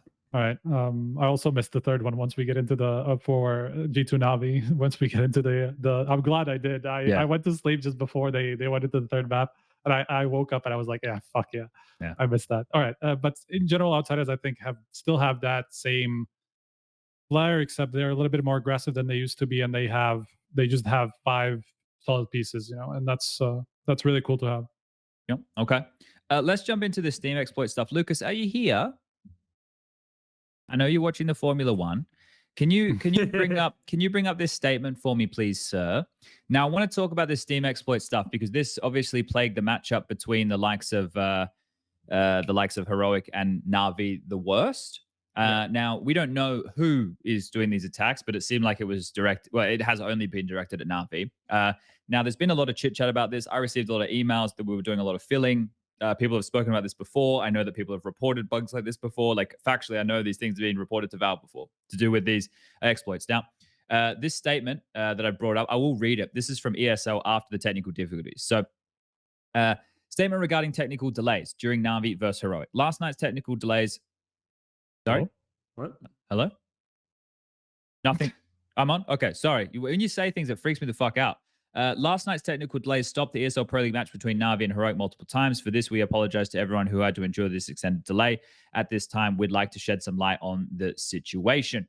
This was an external attack targeted against individual players' Steam accounts. This was not related to the tournament PCs or the actual LAN environment in which the teams competed from. Everything apart from Steam is blocked in our LAN environment. Following the technical document provided by Valve, the attack was conducted through Steam and was therefore possible. The exploit used is now known, and several measures have been taken on our end to prevent this going forward, one of which is moving players onto different Steam accounts. We have made Valve aware of the situation since this relates to Steam specifically. Following the measures taken last night, the match eventually resumed and concluded without further disruptions. Now, with that statement, let's have a couple of things here for everybody playing at home. Is the fact that I see a lot of people blaming ESL for this, and ESL are under fire right now. It reminds me of 2016, but this was not their fault. This was definitely not their fault. And people are like, oh, but they shouldn't be connected to the internet. How do you think your favorite players get to use his fucking Karambit Doppler, motherfucker? Because it has to be connected to the Steam network. So there are people who were targeting several members on Navi and forcing them to lag and causing some big issues. Now, it caused bigger issues during the Heroic series, especially on Overpass, which caused a delay, and we ended up finishing just before 2 a.m. in the morning, I think it was. Yeah. And that really took the steam out of things. There was a very frustrated looking Navi. There was obviously a very disgruntled Heroic, understandably so, because they had to wait for these issues to go through. But the key for this here for me is the fact that ESL threw Valve under the bus. I love it. No TO ever does that, guys. I will tell you something factually. When there have been issues in the past with the majors, let's go back to the FACEIT major where there was no footsteps being heard on Inferno, and that caused massive delays for FACEIT. Who took the fucking sniper rifle in the mouth? FACEIT. Did they ever come out and go, yo, Valve fucked us and shipped a bad update? No. They went, we're having some issues. Sorry, guys. This right here, a delay that caused everybody to be pissed the fuck off. Valve's fault, right? This is Valve's fault. It's an exploit of their Steam client. ESL came out and shone the spotlight there because it would have been bullshit in this situation for them to take a bullet for Valve. It's Valve's fault. And I'm glad that they came out and said it's Valve's fault, because we never say it's Valve's fault. We don't want to upset Daddy. We don't want Daddy to get mad at us, but it's their fucking fault. Well, we got to scrutinize them in this situation. So like this one here is their issue, and ESL have found a solution for it. But unless this gets fixed before the RMRs, we might have lots of issues. We have a lot more Ukrainian and Russian players in the RMRs, and it could be a big issue. From being on the ground at the time trying to figure out what exactly was happening as well, I can say that even ESL initially didn't know what the issue was because it wasn't a technical issue on their end. They were saying to me when I was asking about it that it was a tech issue because they legitimately were still trying to figure it out. All they knew that was that these players were getting essentially kicked off the server for some reason. Eventually when it was solved, like obviously there's very little they can do about an external exploit other than put the players on fresh Steam accounts. Yep. That is like, I'm sure that for players they're like, oh, I can't use my karambit or have my skins, and I don't know, like maybe that has some effect on them in some back corner of their brain while they're playing or something like that. But that's a small sacrifice to make when to get the game rolling again, obviously. Yeah. As you said, it's 100% on Valve to fix this, and the fact that the RMR is coming up and it's still not fixed is a big problem. From my understanding, I was talking to some individuals yesterday, and there should be an update coming, hopefully before the RMR.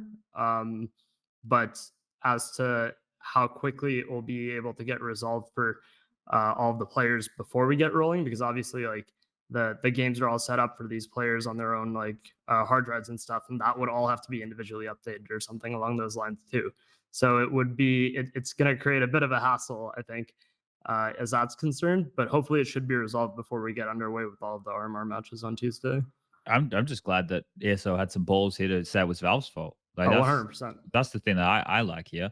Like they should be like, they take a lot of criticism online, right? People are like, where's my updates? But this is like an actual one that's causing issues in tier 1 tournaments. So that right there is the problem for me. What's your take on all this? People are saying that they fixed it already, by the way. They didn't. That update did not resolve it as far as I know. No, because that happened like 2 days ago. I want to explain this for everybody. It's a Steam client issue. It's not a CSGO issue, guys. Yes. It needs to be, and I'm guessing here, but I would imagine the guys who work on Counter-Strike at Valve are not the guys who work on the Steam client, right? That's a bit of a broad assumption from me here, but I would imagine that they're their own department and they would have to fix it. So it's not the same. And also, Chris in chat, I see you around from time to time. What was the amount of missed nades? There were way too many, making me think there's some issues going on. ESL are the ones who set the, like literally, right? Like I've said bad things about ESL in this podcast so far, so let me say a nice thing. ESL have set the gold standard of how events are meant to be run in terms of league ops, server setups, the rules. Like if you look at ESL's rulebooks and compare it to the shit that Valve released, take a look at some of the similarities and take a guess where Valve got a lot of those ideas from, guys. ESL are the ones. Or who? Yeah. Who? Yeah. We'll leave his name out of it. You guys can probably do the maths at home. But a lot of inspiration has come from the people who have been working at ESL, who have been setting these rules and stuff over all the years. And that is the truth. Like I've been doing this now for the whole time. I was a player back in the day. I've been at all the different tournaments. ESL are the ones who have the gold standard of the league ops tournament side of things. Yeah. And so in terms of the servers having issues and causing nades to miss, no, that was just the players being nervous and feeling the pressure. That's why they were missing nades. That's the scenario right there. What's your take on this situation, Striker, to do with the Steam exploit nonsense? I mean, I was just glad I missed it because I watched the first 2 games. I was like super excited, but I was like super tired. I was like on my vacation, just like sitting at a hotel, but like just wanted to go to sleep because we had like an early morning the next day or something like that. And I was like, I woke up so happy that I missed all that shit because it would have been rough to try to watch the match. I mean, yeah, I don't really have anything new to say than what you guys said. Hopefully something that we'll see resolved before it causes any more issues. And it was a fantastic series up until that 3rd map. It was a really good series. Great first 2 maps. I feel horrible for both Heroic and Navi to have to endure that situation. So it's unfortunate that it unfolded that way. Would the outcome of Overpass been different? We would never know. But hopefully we don't have to find out during the RMRs. Okay. So let's talk about Navi, I suppose, while we're here, because then they ended up going up against G2. They had the exploit happen again on the 3rd map against G2, but they fixed it pretty much immediately. I think it took them about 20 minutes to get everything sorted and fixed across, but they had a solution straight away. The players knew what was happening. Everybody just got straight to it. There wasn't a big feel. We didn't need to get Hooksy out of the server to come join us. So we got Katie in though, actually. But that game right there for Navi, they ended up losing 2-1. And the problem was the maps they lost on, Inferno and Mirage, they lost quite handedly. It was 16-9, 16-9. And Dust 2, they also could have lost. So I don't know what to make of this. I guess I put Navi in the same kind of bucket as where I put FaZe right now. There's clearly factors going on as to why they're not performing at the level. We know that everybody else is looking better and better as quality opponents. But in terms of like, am I crazy worried about Navi? It's the same thing with FaZe. I'm a little bit concerned, but I'm not crazy worried. Like, this is still a team with simple electronic bit. Like, Bit's probably the biggest one. Now we referenced him a lot. That It feels like he's been figured out. What do you take of this note? I mean, I did the same podcast with Maui where he originally said that as well, and I think that he's pretty bang on in that sense. I think that Bit is struggling. It seems that with Blade's focus turning kind of to help electronic IGL and SDY kind of integrate into the roster, Bit's been given a little bit more freedom. I don't know if that's necessarily like 100% how it's worked out, but that's the impression that I kind of got from watching them. And Bit's struggling a little bit because it seems like his individual level is not quite like the crisp amount it was at before. And with the style he has, if you're not banging out headshots, you better have like very good decision making to make up for that. And he currently is not 100% on either of those. So that's, to me, kind of why his form is dipping a little bit and why Navi are really struggling. He's also not in the best positions because some of his spots have kind of, I'm not sure if his spots have been switched necessarily, but I think that he's not in the best positions across the board for his style either. I think SDY has been given a few of his old spots or something like that as well. Yeah, it's interesting here with the balance of the team right now. Like, because Electronic has to make sacrifices, which were always going to affect and maybe infect his brain, being an in-game leader, poor guy. But like him as what was always the second star of Navi, you feel like you can't put him in the position to be the second star anymore just by the virtue of being the in-game leader. I know that his stats are pretty good for somebody, at least up until this playoff stage, for somebody who, is in-game leading and fragging. But there's so many concerns, especially at this high level. And even back when I was doing it, in-game leading took up so much because you're worried about the bigger picture. You're having to reel people in. You're focused on the minimap more. You're worried about how much utility is left over. What execute can I call? What information did they just give me? How many smokes were used? Can you repeat that? Hold up, you forgot the strategy. Read page 7 of the strat book. Like, there's so much shit that is just fucking going on in here. Whereas little little fragger just goes, yes, boss, I go shoot him at B, right? Like, we have there's different shit going on. So Electronic, if he is unable to keep that form, somebody else has to step up into that position. It's not going to be Perfecto with his roles. It's not going to be SDY with his roles. It has to be Bit. So Bit cannot go missing. He has to be here as the third star of the team. And he had a fantastic rookie year. But this is the thing. You got to be able to do that consistently. So I'm not sure if he's going to be able to find that form. Maybe it's, lack of individual play. Maybe it's lack of touch of having Blade there to help navigate these waters. Maybe he needs to be able to lean on Simple as the mentor and say, listen, bud, I'm having a hard time. Can you help me out here with what I should look at? We can look at the demos together. I'm sure they're doing all of these things. Are you worried about Navi, Striker, or are you putting them in the same boat as FaZe? I am a little bit worried because with FaZe, I can tell that it's not necessarily their individuals that's the problem. I think there's a bit more. It's something that, they just have to figure out in the team. I think in their kind of like individual decision making, or like the way that the individuals have their output, you could tell that's like, even from looking at the Electronic, it was like one of his worst events in the last 3 years or something like that. Like rating wise as well, like he was obviously a very consistent star for Navi in the past, as you were saying. And once you just have Simple as the only constant, you're obviously not going to be the Navi that's were dominating last year and were able to be the second best team of the year so far, and being able to compete against the FaZe that was really strong individually and that we were calling like one of the strongest teams on an individual basis. That's not what the Navi that we're seeing at the moment. It's just basically Simple, and every now and again somebody else steps up, and every now and again somebody else has like a 6 series, but it's never like 3 people at once. It's never the entire team just delivering at the same time. So that's just the difference that I'm seeing in Navi for the last but let's say the month that they played in Pro League. Okay. Yeah, I guess we just have to wait and see. We're going to talk about the RMRs in a minute here as well. We might need to quickly giddy up into that. I need to get going shortly, and I'm sure Note does as well.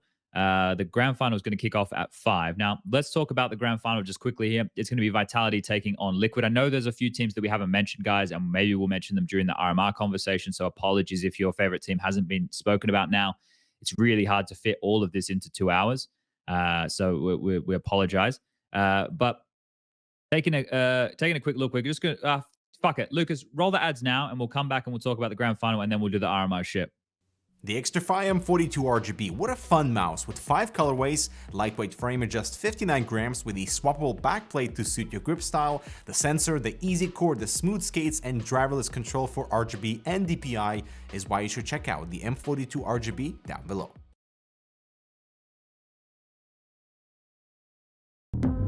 Buy and sell your skins now. Easy, fast, and safe. The best skin site. Credit card deposits and withdrawals. Instant cash out methods. Get the best deals. Quick, simple, reliable. Bitskins.com.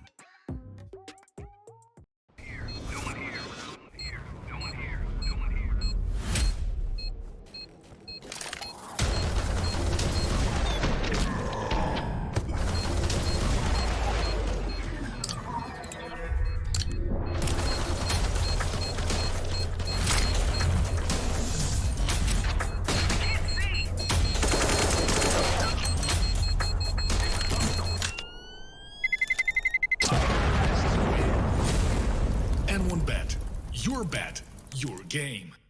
All right, we're back. Thanks for bearing with us through the ads, and thanks again to our sponsors for making this all possible. N1Bet, gamble responsibly, Xtrfy, and of course, Bitskins. Okay, let's jump into the grand final preview. To be a quick one here, it's going to be Vitality taking on Team Liquid.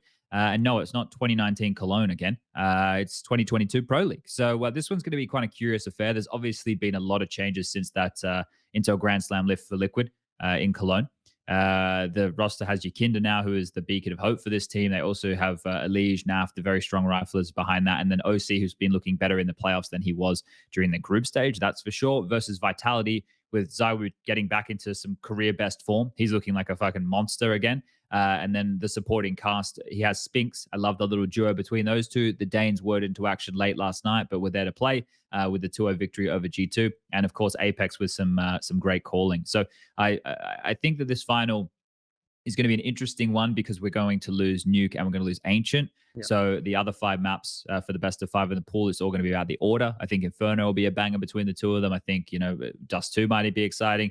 Vertigo is a curious one because Liquid, CT side, and Vertigo looked dog shit during the group stage. I don't think we've seen them play it again since the group stage. So there's a few questions to answer here, but let's keep this one relatively quick. No, looking at this matchup, who do you think is going to be taking this one and why? I think Vitality will probably edge it up 3-1. I think that's where I kind of see it heading, just because I think overall the players are in slightly better form. The concern for me on their end is Spinks as to whether he can consistently have output. We saw that obviously the Danes had to step it up on Inferno yesterday to kind of take that map over the line. But when it comes to this specific matchup against Liquid, I think Mirage will be one of the really big maps that kind of decides one of the early advantages in the series as to who goes up early on. And Spinks has kind of been struggling to find consistent impact on that map, especially on the CT side and connector. That being said, I think the overall form of the team is slightly better than Liquid's right now, just based on how Ziwu is playing and the individual level that they can bring. Liquid have looked pretty good in this tournament so far, but a lot of their rounds have kind of been carried through by Yakinder's either taking early entries, or it's been Naf and Elige kind of doing some of the heavy lifting in the late rounds. I think Elige told me he's been struggling a little bit with some of the more lurky positions he's been put in recently. So if Elige, who's been their basically second strongest rifler the whole time, is struggling a bit, I don't know whether I have full confidence in Liquid to kind of take a series against Vitality right now when they're playing relatively well as a team. Their team play to me just looks better. Yeah, no, I can feel you there. What do you think, Striker? Do you have a clear favorite here, or are you expecting this one to be pretty hard to call? Because like we've said that with like FaZe and NAVI, saying everyone's much more competitive now. I know that you're a big Liquid fan, so maybe you're going to pick Liquid here. I mean, considering what we've seen so far, I would say Liquid are slight favorites. Also, because they have more of a run up with, Yakinda as their newest player, they just a little bit more stable, I think. in the way that they play compared to Vitality, who have been kind of pretty outspoken, even like in the latest interview about like issues that they have on maps like Mirage, where Spinks is like in the connector area where there's clear issues there where he's not being aggressive enough, and just kind of like leaving sides of the map hanging. So like these are still issues that Vitality are going through, while Liquid, are a little bit further in that process with Yakindar and just integrating him. And he's obviously, peaking at the right time. He's just been having a couple of really great tournaments. So at the moment, I would edge it to Liquid, but at the same time, it's not like it's a massive favorite. We've seen Vitality have pretty strong performances from both ZywOo and Spinks, while for Liquid it's been kind of like Yakindar and then Elysian Nav kind of taking turns depending on the map, and OC just being kind of like the fourth guy who puts in these pretty decent numbers overall. So just stability wise, I would say Liquid have the upper hand across a best of 5. Okay. I think like the nature of this game is going to actually be quite like biffy and brawly, because I don't think the way that like Vitality play is. Now, I want to be careful the way I say this, because I think people will misinterpret what I'm saying. Like when you look at some teams who play Counter-Strike like mega by the book, like Cloud9, like it's always really default heavy. Maybe occasionally they'll throw in a bit of a pace change or like a set piece. I feel like Apex is still one of these callers who does a lot by feel. And I think you saw that in some of his calls last night against G2, like trying to read his opponent, and he made some great calls.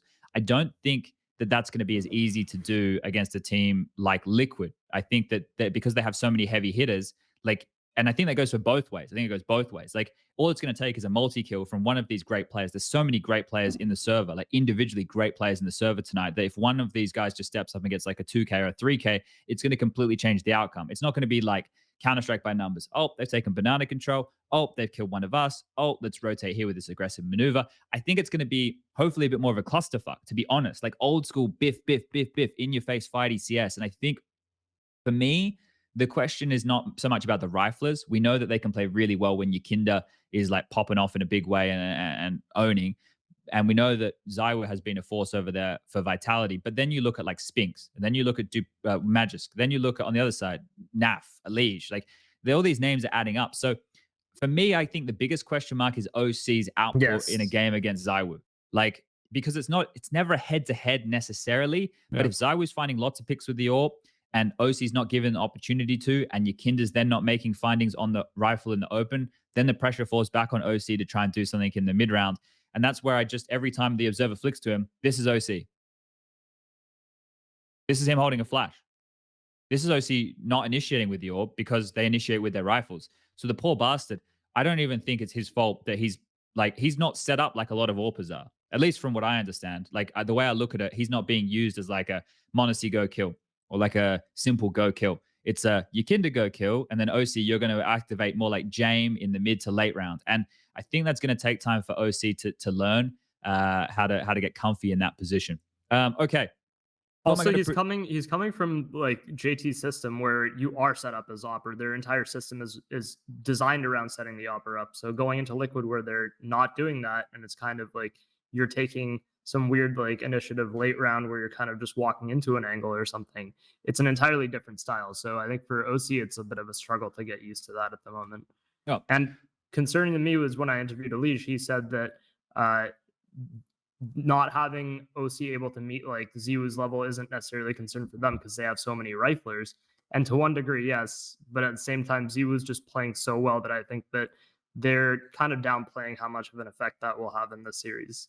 Let me do this note, right? Because you did the interviews with Apex and Elige, yesterday in preparation for today's final. What are the key takeaways from both of those interviews? And if people want to go read them, just head over to HLTV. You can see both of them on the front page right there. They're still in the very recent newsfeed. But what are the key takeaways from your opinion in those two interviews that we should be looking out for and taking into the grand final today? I would say that to me, it seems like Apex thinks that the level that they brought to the G2 game was decent, but still not quite enough. But that being said, Elige literally said at the end of the interview that he doesn't think that the way Liquid are playing is up to the level that G2 and Vitality are right now. And to me, that just generally tells me that they think that they're playing worse. And Vitality think that they're playing decent, but could be even better. And that's a worrying sign to me because that leaves me less confidence in Liquid being able to kind of battle past Vitality when you have ZywOo on the kind of form he is. And also Elige mentioning like his own struggles with being put in a couple more like lurky positions because Yakinder's taken some of the more aggressive roles from him. that's also concerning. So I think in general, as I said, I think it'll be like a close 3-1, but I still see Liquid taking it, or sorry, Vitality taking it, just because the way that those two players came off to me, Apex just seemed slightly more confident in their current form. Okay. All right. Well, we'll keep an eye on that. It's 5 p.m. today, twitch.tv/ESL_CSGO, if you want to check out the grand final today.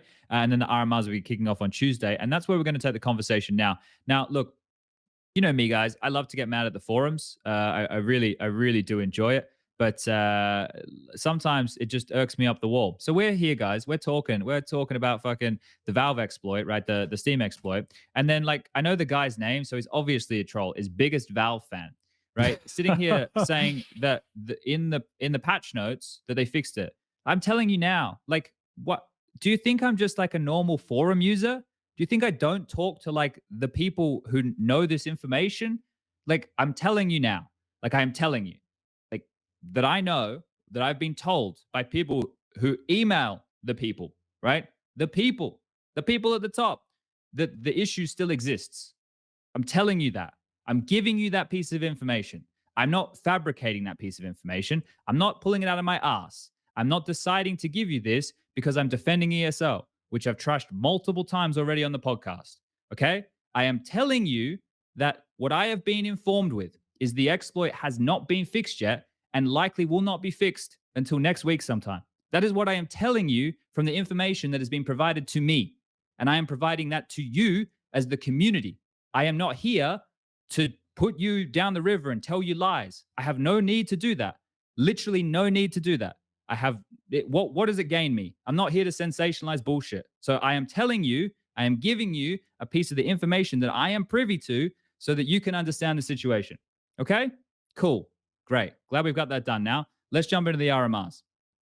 We're going to start off with the Asian RMR, and that one right there is going to be my favorite, the nearest and dearest to Chad Birchall's heart, even though I haven't been home in 3 years. But let's kick off with this one here, and I'll bring you the link, Lucas, and you can bring this up for everybody playing at home. Now, as we've spoken about 173 fucking times on this show, the Asian RMR, listen carefully before you want to take me out of context again, because people don't actually know how to use their ears. That the Asian RMR, the RMR, not the amount of positions allocated towards the major, the RMR itself should have more teams, namely 4. Just make it 8. That's plenty of teams. Okay, cool. Cover that off. Now we understand it's a double elimination bracket with only 4 teams. This event's going to be going down next weekend at PAX, and 2 of the 4 teams will qualify for the challenger stage of the next major in Rio. The teams in attendance are Rare Atom, representing China, Advent, Kaze, Jamyang, maybe some names you know, Greyhound, previously Order, previously Renegades, Sicko, Liaz, Alistair in newest edition, Vexai, IHC, Cabal, Score, Blitz, Techno, then new Orpa Annihilation is in the mix, still have Mara as the coach, and DG Hao International, which has 2 Russians and 3 Israelis from the Middle Eastern qualifier, Chinese organization, who are going to be flying to Australia, to Melbourne, to compete in PAX under a Chinese org, as Strikers so aptly pointed out here. So it's very curious indeed, but this one is extremely hard to call.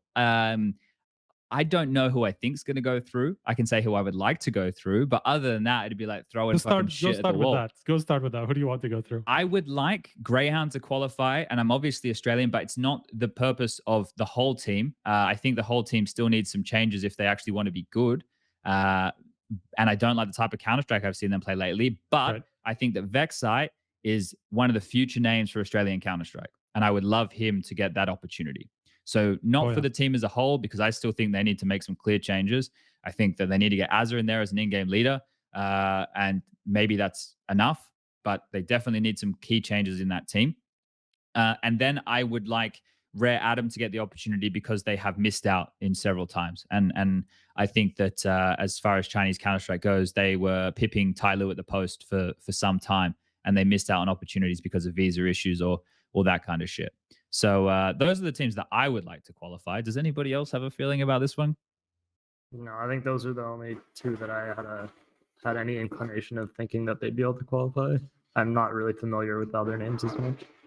I mean, IHC obviously, made it last time, but it's a bit of a Mako is doing is making noise in the background. Is he using a Yes, blender? yes. I think don't know what he's cooking doing. I don't know what he's doing, but Tell him to give us a wave. Give us a wave, They're asking Baku. for you to give them a wave. all right. I was gonna say that IHC obviously made last time a little bit of a different team, and they've not necessarily had the same opportunities since. So it's just been kind of like difficult to get a gauge on them because they've just been competing pretty much on the local scene only. I think Rare Adam is that team that I would like to get a chance because of them missing out on a lot of opportunities because of visa stuff and just like not being able to travel to events that they actually qualified for and gotten replaced. It was something like 3 times in a row that happened to them, and then they finally played in, was it Blast Showdown or something like that, I think, that they finally got a chance to play at. So I think them, just based on them looking like the best Chinese team at the moment, and even potentially the best Asian team if they get the opportunity to show themselves against the tier 1 or like against the other continents. And then, you know, Greyhound is just kind of like that constant from the region that we've seen for so long, and they've kind of proven time and time again that they do deserve that chance. And so I don't have any reason to doubt them at the moment, but I don't think it's an obvious choice because they're even meeting in the first round, like the two teams that I expect to be the favorites. So one of them will have to go through the lower bracket and win 2 games in a row after that. So obviously very kind of cutthroat and not easy in a scene that is so small and that just has so few spots on the line. Okay. I guess we don't need to spend too much time here on the Asian RMR, but just so you guys know, that's the details with it. You can check it out the coming weekend. Time zones are going to be a bit funky, but that's because it's going down in Australia. So if you want to watch that, you know where to find it. Okay. Quick one here with the Americas RMR. Again, now this is really important information, guys. This isn't just like any other tournament, these RMRs. These are big businesses, the qualifiers for the majors. So there's 16 teams for the Americas RMR. We discussed the North American representation not that long ago, but 6 teams out of the 16 will be qualifying for spots at the major. Now, the big name teams, actually, let's just go through all of them. I'll link it to Lucas here so he can bring it up for everybody. And we'll make this one quick so we can spend the majority of our time speaking about the EU side because we're really running out of time quite quickly here. So Furia, Imperial, Liquid, Complexity, Nouns, which is the team that Semphis is coaching. They were gaming Gladiators before or something like that. Pain, MIBR, 00 Nation, 9Z, Oplano, KNG's team, Arctic, Isurus, Evil Geniuses, ATK, Team 1, and Infinity. Now, if we're going to go through this quite quickly, Striker, which names stand out to you as a sure thing? You can pick 2 teams as a sure thing. Liquid and Furia. I mean, I'm going to be fucking boring about this, but that's just the obvious answer.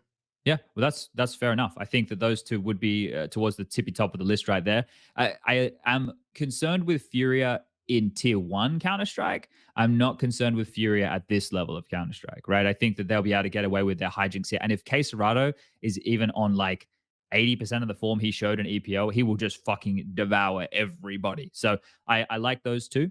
No, if you had to then put 2 more teams in the mix, not as sure things, but ones that you think should have a good chance, but maybe still could fuck up, who would you put in the next 2 positions? I mean, I would definitely put Complexity. Even I would honestly just put them as a sure thing. But if you're gonna ask for 2, I'd say. Well, you can put them in the sure thing. That's fine. Yeah, I'd put them in a sure thing line. I'd say Complexity, and then probably 00 Nation would be my next bet to go through there. I think they just looked good with this roster since it came together. Yeah. Well, the experience is obviously there with the Taco Cold situation. I think Duma has a lot of output as an individual. We always want to see more from. But then this is where it gets a bit murky, right? Like, we have 2 more slots to fill here, and that's if we were feeling 00 Nation is a lock thing. But then after that, it does get like sketchy, right? Like Imperial show that they want to compete, so they've upgraded FNX with Cello. So we have to see what Counter-Strike they're going to offer. And remember, it's best of ones to start off. It's only the progression and elimination matches. So the, let's say 2-0 games or the 0-2 games, anything where the qualification or elimination is on the line, it'll become best of 3s. Everything else is best of 1s, right? So, wait, that's correct, yeah? Or is it all best of 3s? No, it's best of 1s up until you got it right. It's been the case for a while. It's just progression and elimination is best of 3. Okay, I thought like for a second I was like, have I fucked up? No, okay, you're right. So there's anything's possible because we already know the opening matches, right? So out of all these opening matches here, somebody that might have their tournament like thrown into disarray with a rough like early loss could be somebody like 00 Nation versus a 9Z. Like in a best of 1, a 9Z could beat 00 Nation, right? Imperial could lose to like an Isurus, for example. I don't think it's likely, but it's possible, right? Whereas Liquid get a matchup against Team One. I don't think Team One have ever really returned to much scary form. So, you know, it's you're going to have to pick and choose here. So we've gone with so far, we've got Furia, Liquid, 0-0 Nation, Complexity. We have 2 more spots to fill here. Now, I think the form that EG showed and the fact that they've been spending a lot more time in Europe than everybody else, the type of Counter-Strike they should be able to play should be better than a lot of the field. I don't know if anybody else agrees. No, I agree. I agree with that. I would have put them in like the 5th or 6th spot. Yeah, I would agree with that. Then who do we put in the 6th spot? Because I could make an argument for MIBR, Imperial, Pain, 9Z. I could make an argument for any of those teams. I truly don't know. I think it's just going to be matchup dependent. Yeah, I agree with that. Okay, so we can't pin it down for everybody. I mean, the team that I would pick out of those, I mean, it's fucking hard, but I would almost go with Pain just based on Imperial losing to them twice in Melbourne, and you know, Pain looking like a pretty solid team on the South American scene. So I would almost go with them over anything. But then Imperial, I would have just that like experienced flair, you know, that we saw at the last major, where obviously, you know, it was kind of like a honeymoon kind of phase for that team, and it was like the most important thing. But they just do have this calm inside them, you know. When there's pressure up on them, you can see that they don't give a shit. Like they really do play up however they would play, you know, in any other situation. So when the pressure goes on them, you can tell that it's not going to affect them, you know. While everybody else, basically, for everybody else, this is such a massive thing, you know, to make it to the major, especially if it's a Rio, you know. So if it comes to like a progression or elimination match between Imperial and somebody else, Imperial's always going to have some sort of an edge in that, in just the mentality aspect, where they just have so much experience on the roster that they just won't let the pressure get to them as much as the other team. So I think that's just a really big thing that went for Imperial at the last major, and I think that's something that we might see come to fruition again. Okay. I also think the cello upgrade will just help them in general. Right. Yeah. Better output over these guys. 100%. Yeah, look, I think out of all of the teams who I would want to qualify, it would be Imperial because of the fact that it's in Rio. Also, if they don't qualify, it should make the show match really easy to get the legendary SK guys available for the show match. So if we're thinking in multiple different ways, everybody, you know, there's good and bad and everything. But I would like to see Imperial there because, as we know, the Challenger and Legend stages are going to have an audience. And from what I understand, that audience size is going to be similar to Odense, which for me is fucking awesome. That's the type of crowd I'm looking for. So I think that'd be sick. And having Imperial there, I can only imagine they are going to go nuts.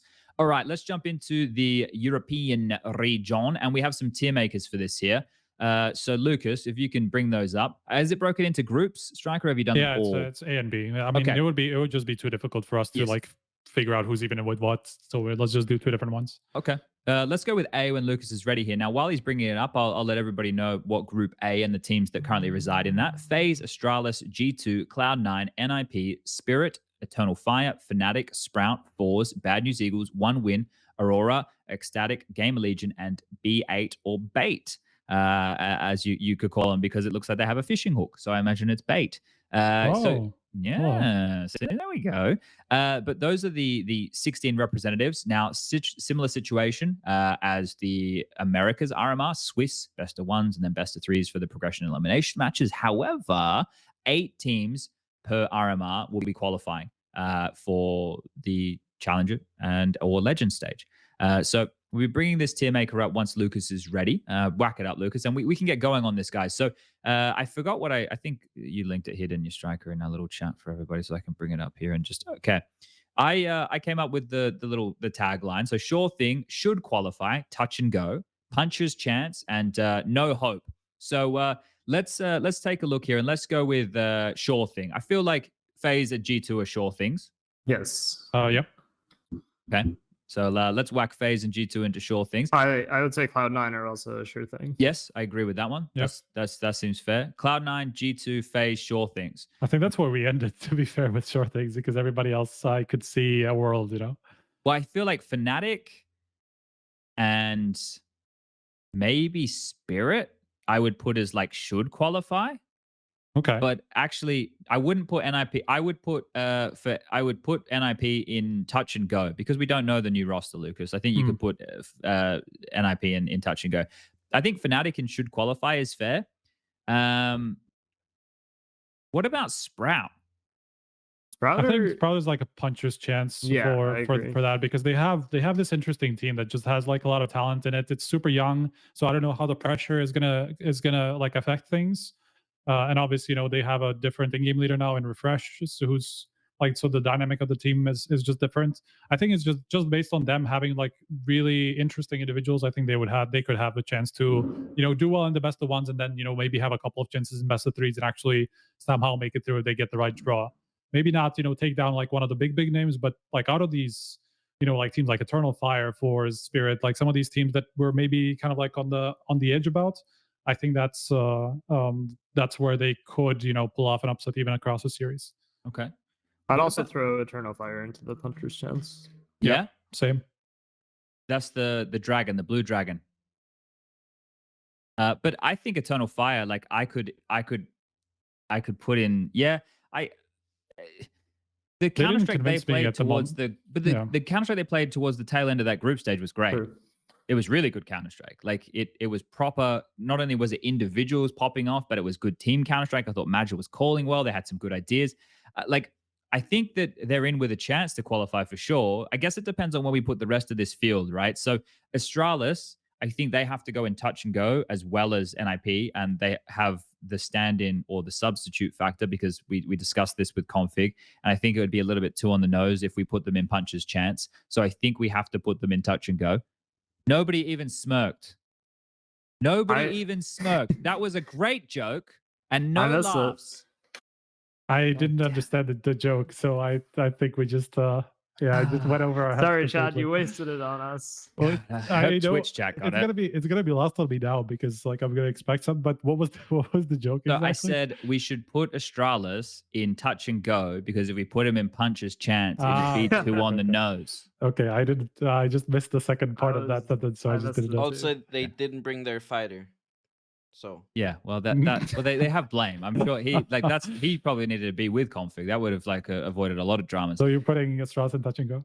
Yes, because I don't know. Like they still have the pedigree, really, but do they have? Because there's 8 teams that qualify, right? So we don't know what to expect from this. I mean, they're missing. I mean, you were saying the fighter, right? But they're just missing a big piece. Like it's just k0nfig is just a super important player for them, especially when they come up against some of these bigger teams. They just need both blameF and k0nfig to be like Cloud9 or whatever it is, like some of these bigger teams. So they will have to go through like the lower names to be able to qualify. And even then, I think we saw how much they struggle in like the open qualifiers against like super random teams, and they're just not a stable team to me, especially without k0nfig. So I agree with that. Definitely not convinced about them. I would probably put. I was going to say like a lot of these names here I could put in with puncher's chance. I don't know enough about bait. I would put them in no hope because I don't know enough. The same with Aurora, but that is my ignorance. I think for puncher's chance, maybe Gamer Legion, even though we haven't seen too much of them. I think that they're somewhat promising as a team, just in terms of the pieces they have. Acor's back, baby. Yeah, I wouldn't put them out of like in no hope contention. So I would say they have a shot at least. Yeah, look, some of the names with these like lower teams that we're talking about, we know the names. Like the guys at Aurora, right? They're coached by Starix, k0n. We've heard good things about him. I remember last time round I did Sugar when he was playing with Sviat's team at the last RMR, I think it was, and they liked Ancient, like Railway, seen that name around. Lackey, we were just talking about him earlier in the show with Entropiq, but I imagine the way that we have to kind of do this is I made the no hope column for a reason. We got to put somebody there so we can seem wrong after it's all done. So let's leave them there, and we'll upset some people. I apologize for that, but this is kind of how this has to go. I think Bad News Eagles got a lot of hype around them last time round, but we haven't seen a whole lot from them since. So I would put them in the puncher's chance category as well. Like that's their play style. They'll either make it or they won't. Like, I don't think that they're a favorite. I don't think that they're in the should qualify category. I think that this group, as far as positions 6, 7, and 8 go, it's very open. Like ecstatic 4s and 1 win. I would also put all 3 of them in puncher's chance. I don't know if anybody agrees with that, but I don't know who else we could put. I don't know about ecstatic, to be honest. I think you don't like Cabby? I mean, the problem is I haven't seen enough of them. Like I barely saw like from the new lineups. They beat Ents, bruh. Yeah, I know. But I didn't see how. I didn't see why. Yeah. So you would want to put him in no hope? think just based on them having zero experience at this tier, basically, I think it's going to be really hard for them to play against these teams. You said we'd have to upset somebody with these predictions, SPUNJ. It looks like it might be you. It's Yeah. Lucas especially. Yeah. Well, I think if we put anybody in no hope, it's got to be Bait. That's like one team For sure, yeah. and like not sure about Aurora. I guess Aurora too, and then like Ecstatic. I think those are the three. OneWin's also kind of like a team that I'm not super hopeful about, but still I could see them like beating a lot of these teams around them. You know. Mm. So while with the teams that I mentioned before, I'm not so sure. I think fours might even be able to go up one category, but it's kind of on the fence. Like I don't know if I would happily do that. Same with Bad News Eagles, maybe. Like, yeah. I could see moving Bad News Eagles and fours up into touch and go. And then I could even see moving OneWin down into No Hope because I heard that their travel time was fucking insane and they haven't really been able to practice a lot. So, there's a couple of factors there that could play into poor OneWin not doing well. No, put OneWin down to No Hope. Even though they have Deco and Flamey, maybe we leave him in punches. I don't know. How do we feel, boys? Bring fours up, Lucas, to touch and go. Sure, I'm down. Yep. We're on a delay here, so I'm like watching Lucas move it. Like I watched him move Ecstatic up like 3 categories or something. So I was laughing. Do you want to move Ecstatic down to No Hope? You guys can outvote me here. I would say Ecstatic and OneWin would honestly drop down to No Hope for me. I would put those two and if we're going to be harsh about it, I would say if we're looking at the teams that are above them in the categories right now, they don't have a hope compared to the way we stacked up the rest of the teams. Yeah, I think Striker, you can have the final vote on this here because I'm impartial. I don't know. I'm easy. Wait, sorry, which team are we talking about? Talking about Ecstatic and OneWin, moving them down to No Hope. No Hope. Both of them? Yep. All right, move them down, Lucas. Ecstatic and One. I'm sorry, mate. I think the problem is like I could see like individual matchups going like kind of like 50-50, but across 3 different matches, I think it would just be really difficult to imagine. Keep in mind they played G2 in their opening match as well, so I think like we're gonna see them probably start which one? Ecstatic. OneWin or Ecstatic? Ecstatic. Okay. Yeah. Okay. Well, I'm happy to leave this like this, and we can move forward quite swiftly into Group B if everybody's excited. Everyone get into Group B? We happy with Group B? Let's get into Group B. Yeah, let's I'm just checking the time. We got about 10 minutes left. I can maybe go over by a little bit, but I do need to have a shower and get ready. Well, yeah, let's just have you be ready for the first couple of maps. Yeah, I'm only doing 2 maps, so I can come back and we can do the show after, if you guys want, while the game's live. All right, let's get into the tier maker for Beh. Beh being the second letter of the alphabet, please, Lucas. Now I'm going to read out the teams in Group B for everybody playing at home. NAVI, Ents, Heroic, Big, Outsiders, Vitality, Falcons, Mouse, OG, K23, Monty, Sungal, Fantasy, Saw, Heat, and Illumina. Those are the 16 teams, same situation. With best of 1s, best of 3s, 8 teams qualify. Now, let's get started with this one. Striker, why don't you do the honors? Who are the sure things for you? Wait, I'm just trying to open up the tier maker because since we don't have a preview, I kind of need the list in front of me. Okay, sure thing for me. Let's see. Lucas already put NAVI there. I mean, so NAVI would be yeah, of course. NAVI would be one. There's more sure things for this. I'm inclined to do Vitality. Yeah, of course. After this EPL run, I think it's pretty obvious that they are just. I mean, just in general, like they are too strong of a team not to be able to go through. There could be. I mean. I don't know if I would do sure thing for anybody else, to be honest. Not Heroic? I think not even Heroic. Really? Really. Okay. I'm not 100% convinced about Heroic at the moment. I mean, this like EPL run has definitely helped because I think k0n, who has been kind of like very unstable in the past, has been having a couple of good tournaments. So I think that's a big plus for them because I don't think Yabi is particularly better than Refresh in terms of output. So I feel like the fact that k0n is stepping up is helping. Even though Stown didn't have the best Pro League performance in general. So I think that helps them, but I'm still not 100% convinced that this is like the same Heroic that we saw maybe in the past 2 years where we always saw them as a team that will go deep in tournaments. You know, they just feel a little bit more unstable to me. So that's why I wouldn't be super comfortable with doing short thing. I think they're kind of like on the cusp of like the should qualify sure thing. They're definitely like among the favorites, you know, but I could see them losing to a lot of these different teams. So that's where my mind is. Interesting. I would put Heroic in the sure thing. Okay. Yeah. I think it would like. Whereas I would put Mouse, Ents. I'd put Mouse, Ents, and Outsiders in And should qualify. Mm-hmm. I would put as OG. Big OG and touch and go. I guess. Yeah. OG because of their scattered form. I know they qualified for fall finals, which is great, but their form otherwise has been a bit up and down. And I mean, that's 8 teams. They 8 teams already. Yeah, but that's fine. Like you know, I think put Big in touch and go as well, Mr. Lucas.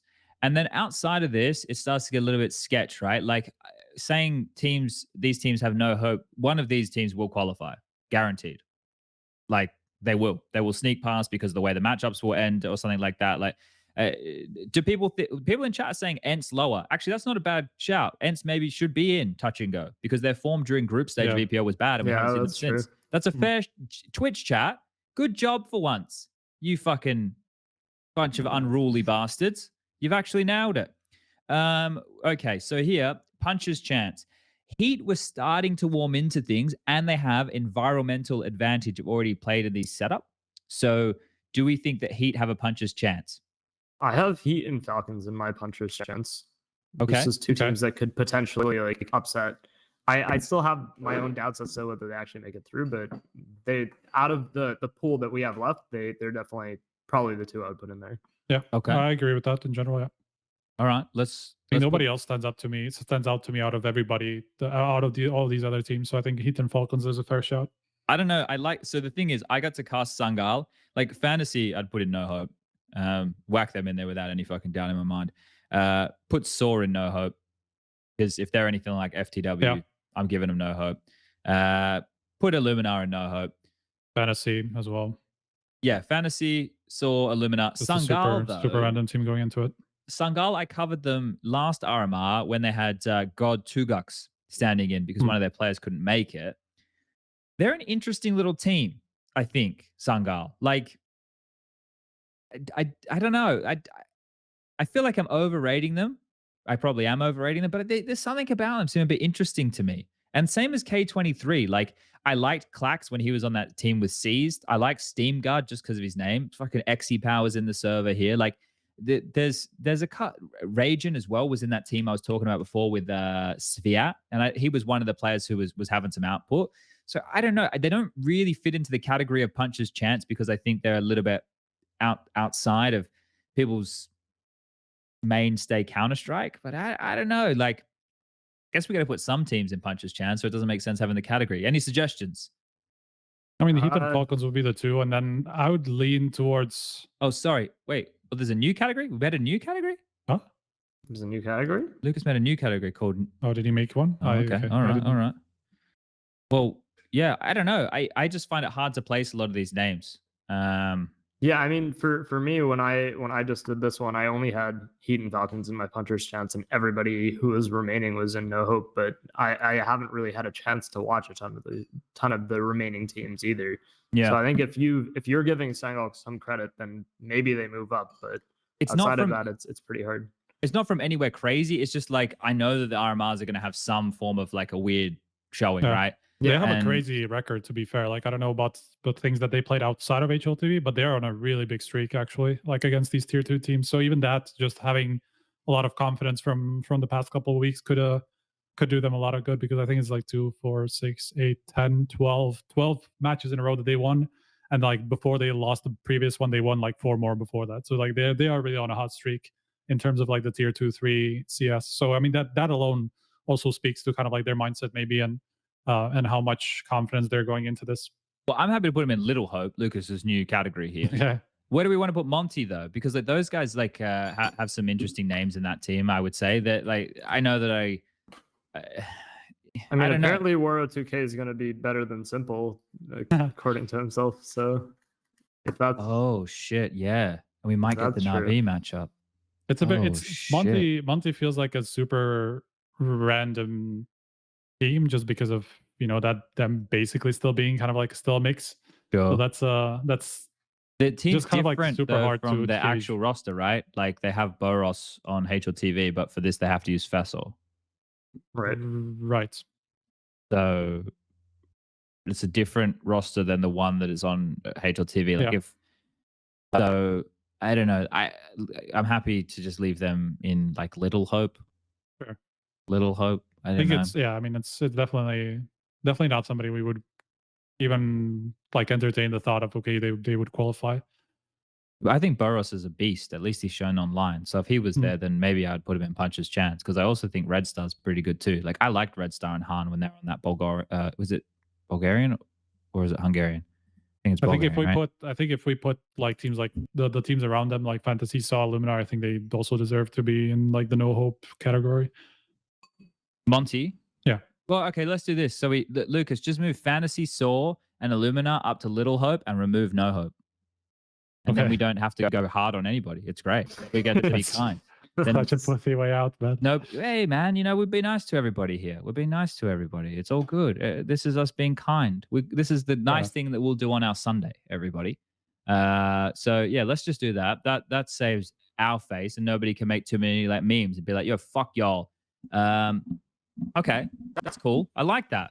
Because this is the best we could do it, right? Because we don't know how the matchups are going to end up. We don't know the opening matches. We don't know how the upsets are going to go. So cool. What do you say? Nice way to say no hope. God damn it, Lucas. All right. Well, the screenshot's going to be coming through with that one there. But this has been fun. Okay, cool. I guess let's start to wind up the show here. Are there any questions for the people at home? Put them in Twitch chat now. If anybody has anything that they would like to ask us, whack it in Twitch chat right now. I also want to make a couple of statements here because I understand that community sentiment at the moment is very negative ESL, which is fair enough. EPL has been a shit show, and I don't expect things to get too much better for the RMR. So what you're seeing right now for the playoffs is probably what you should be expecting to get for the RMRs, unless you're watching the Americas RMRs or PAX for the Asian RMR. I think that they might have a less technical doohickeys, but I also don't know. But I see a lot of that concern seeping in from people and being worried about the major being shit.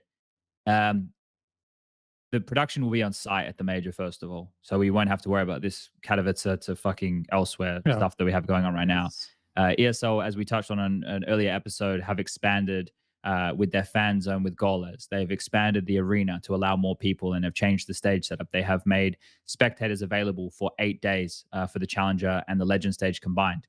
I really don't think that people should have any concern I don't think people should have any concern for the quality of the major. I think that they will do a great job on the major.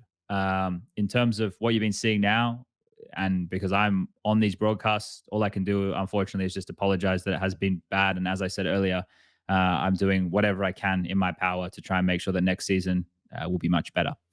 So yeah, I just wanted to let everybody know that don't think the major is going to be bad, because the major is going to be awesome. So got a couple questions coming in through here. No, what did you feel about Stewie's response to your article? Oh my goodness. It was funny, right? What did they say? I wasn't around to hear. There's a whole string of tweets that I made that just clipped off of his stream. But essentially, the majority of his response wasn't directly in response to my article, but he was kind of like, once again, I guess venting would be the word to use about his time in EG, and he basically was expressing that even when he joined that team, he basically like, the roster wasn't what he wanted, and he was already like checked out before it even got underway. And I'm like, yeah, I mean, that doesn't speak very high volumes of you, man. No, it doesn't. And I think that the fact that he's coming out and saying that, but then he's trying to blame later in the same VOD, he went and blamed Malik, saying that, oh, like you started making it, you made it an awful like environment or something along those lines from the moment you joined. And I'm like, but you said that the roster wasn't what you wanted from day one, and you were not inclined to really try. So I think the whole VOD didn't really help to paint Stewie in a better light at all in that sense. And I mean, the more he speaks, it doesn't, man. Like, that's the problem. Like, it's just the more he talks about it, like from the first response that was that's to why the we interview. Didn't talk about it on the show, Striker. Remember, we just like, the news happened. We're not going to talk about it. Stewie has achieved a lot. Nobody's taken that away from him. He's obviously done a lot for North American Counter-Strike, but he's one of the greats. He said he doesn't give a fuck about it. Like, so if he doesn't give a fuck about what's going on over here, why are we giving a fuck about what's going on over there? Like, I understand why you wrote the article. No, I understand it's a piece. I get it. But like from my standpoint, it's like if he doesn't want to be here and he wants to stream Valorant, let him go stream Valorant. I have no issue with people choosing what they want to do. The article had really nothing to do about trying to paint him in a bad light in that sense. It was literally about just his legacy and what he did when he came up and the way his career kind of ended, because he is a very noteworthy name in NACS. So I think worthy of note. I think documenting that is important, obviously. So I honestly didn't expect him to respond in that way. And throughout that clip, he said that he was done with CS. And if you're going to be done with it, then I think coming out and continuing to spend an hour, like continuing to rail on your old coach and your teammates isn't really a beneficial way to do that either. But regardless, like, yes, I have no problem with him going and playing Valorant. I think that what he's achieved is great and he can do as he will. It's just that trying to tell people not to write about you when you've created such a legacy doesn't really make sense to me. Yeah, his story's an interesting story as well, right? Like, had issues with his family in the early stages. You know, went to Cloud9. He joined like the team that he always wanted to join. Then the fact that they like moved up the ranks, winning a major. Then all the Intel Grand Slam stuff, right? Like he achieved a lot in a relatively short period of time, all things considered. Why don't you guys put video form of interviews instead of all text? Well, they do both, Mr. Copy 81. I know a lot of the talent prefer the written interviews, and maybe you at home like the video interviews, but sometimes you're going to get what you get. I mean, we actually generally kind of now especially want to tend to more video because we're also going to do transcripts for those. So to have more of both, just because it's better, you know, like whoever you can watch or read, whatever your preferred format is. It's just the circumstances happen in a way where we're just going to do that for the RMR. Yeah, fair enough. Some people asking if I'm casting today. Yes, I'm doing the first map with Anders, the second map with Matt, and then after that, it'll be different combinations of Jason with Anders or Jason with Matt. And I saw people asking, why don't you and Moses cast together? Or why don't Anders and Matt cast together? Just to answer that question, so Jason and I fulfill the same role. Jason and I are both color commentators, right? Our job is to provide the like analysis, and Anders and Matt are the play-by-play commentators, and their job is to make the play exciting, right? To follow along in that regard. So that's why the combos are done in the way they are. Switching every map, yeah, it's something a little bit different. We did it last Pro League season as well, but we changed. It was me and Machine, then it went Sedicust and Moses, and then it went me and Machine. You know, we chopped and changed it like that. So that was that. We've done it before. So it's just something a bit different. When is the RMR talent getting announced? Probably tomorrow, Naresh. What other questions we got coming through here? Something about Apex. How to get a girlfriend. Are you fuck you? People asking about Machine. Machine will not be back for the RMRs, unfortunately. But hopefully he will have everything sorted so that we can have him for the major. I know that he wants to be back working. It's just right now there's a couple of things which are stopping that from happening. So but something he said seems like it's heading in the right direction, at least. From what I understand, yes. But I don't want to talk out of school here. Saying what he said in publicly, business. you know, because I also didn't, see anything else. Yeah. What else we got going on here? Can we expect a pro guest caster today? Actually, I was talking to Moses about this before. The issue is, guys, I want to make this clear for everybody. I know we had Hooksy on. I know we had k0n on. I tried very early on in the season to get players to come, and they asked their management, and this is even some Louvre agreement teams said no, which is something that we need to try and fix because Pro League should be the type of event where there's a vibe where players want to come and join the cast and it's a bit more casual. So that we can set them up and frame them to give you guys some cool information at home. What about Harry and Hugo? We got any other questions here, guys? If we're not, I didn't spot anything super. Yeah, nothing that I saw. Yeah, I'm just quickly scrolling back up. Yeah, okay. It's looking pretty dry out there. There was someone. I don't know. This one I don't know. Opinions on G2. Oh, we didn't talk about G2. Do we want to have a quick one about G2? We didn't mention them at all. And I know that the YouTube comments hate it. Okay, so I think that both G2 and Cloud9 in their matches, their semifinal matches, I want to be clear. When I say this, I don't mean it saying that I think they were going to win the series, right? But I did think they were going to win the series, to be fair. Well, no, but because where I'm taking this is, I think they both, in their own ways, choked.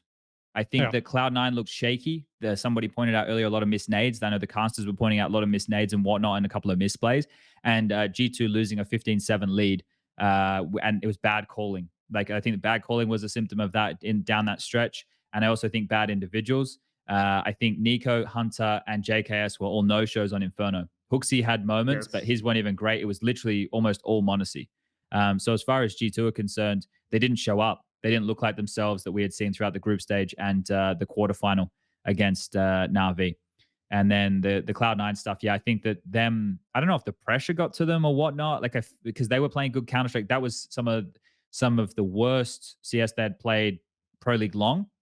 And I know that Maui tweeted out a stat today that like their flash assists and everything fell off in that series against Liquid. So yeah, I don't know. What do you think, Nohte, G2? What or Cloud9? I guess either or. I mean, I think Cloud9 just seems to get like there's something about that specific matchup for them that seems to just not go their way anymore since Yukinda joined Liquid. And to like Nafany even said in one of the pre-match interviews on broadcast with Freya that Liquid are now their kryptonite or something along those lines. So I think outside of that matchup, Liquid or Cloud9 looked quite good to me, especially at this event. They showed me that they're continuing to kind of be on an upward trajectory. If Liquid are continue to be good though, then it's and Cloud9 keeps meeting them deep into these events, that's something that they're definitely going to have to resolve very quickly in terms of that specific matchup. G2 looked good, honestly. Like I was impressed by them more in the group stage than I thought I would be. And then even coming into here, they started off pretty well, but then obviously this last Vitality game leaves me with a couple of questions as to whether they can adapt when they're running into these kind of issues. Because as Apex said, he had a pretty good read on them. Yeah. From probably the 7-3 on Mirage onward, he had a very good read on them. And then once Inferno kicked off and they were on the CT side, he kind of just said that all they did was execute and we just had to hold back. Yeah, it wasn't good calling down that stretch. Yeah, no. I felt the same way. Like they just kept hitting basically the exact same way, just slightly different executes from like once it was a waterfall pop, once it was like a mid to short play, once it was like a wraparound for long, but it was also always the same pacing. No banana it was presence. Always, yeah, exactly. There was no like space control or anything like that. It was just like, let's all get into this space and then just execute as soon as possible, or not even as soon as possible, but just not having any sort of what you call it, seesawing. Yeah, no, and normally Nico had just been strolling up banana like in other matches and aim mapping against players holding B. And then that game, then when we saw them in overtime go for the late banana or the early banana control, just got fucking nuked. So yeah, I think if anything, it speaks a little bit towards Hooksy's abilities and maybe still being kind of like evolving up on this level, because obviously, coming from like a Copenhagen Flames team that was kind of an underdog, there's not as much pressure and you don't necessarily get into the same situations where you have to be forced to like actually know how to close games. And that's kind of like a symptom of what happened here, I think, because that's a good point. Like, because you're up 15-7, right? And you were thinking, like, if you're maybe a little bit inexperienced, you're thinking yourself, okay, like one of these executes was just going to work. It's just, we will do it. Like, and it's not the same mindset that got you to the point where you're at 15-7. It's just up to that point, maybe you just played a lot more default, a lot more control, waited for picks, some more information. But this was just like, let's just hit a site. Like one of these 8 rounds will work, but it didn't, because it was just the same thing over and over. Vitality had too much utility to use like last second all the time. Like they were always in a pressure situation when they were, and like a lot of the time they just didn't get the first entry and it was impossible to enter the site whatsoever. Yeah, and they never tried anything towards B. Like I feel like Inferno. Somebody said this recently. I think it might have been Hampus. No, Hampus is more like Ancient. Let's just go B. Yes. But somebody said something very similar about Inferno, where like that B site in general, like is just feels like a much less variant in terms of how the executes go. A lot of the time, it's just goes basically the same way. Of course, it's much more difficult to enter it because there's just one path and there's like Molotovs last second that can be used. But there, it really is a lot about just one kill. You get one kill and then suddenly the whole entire site opens up to you.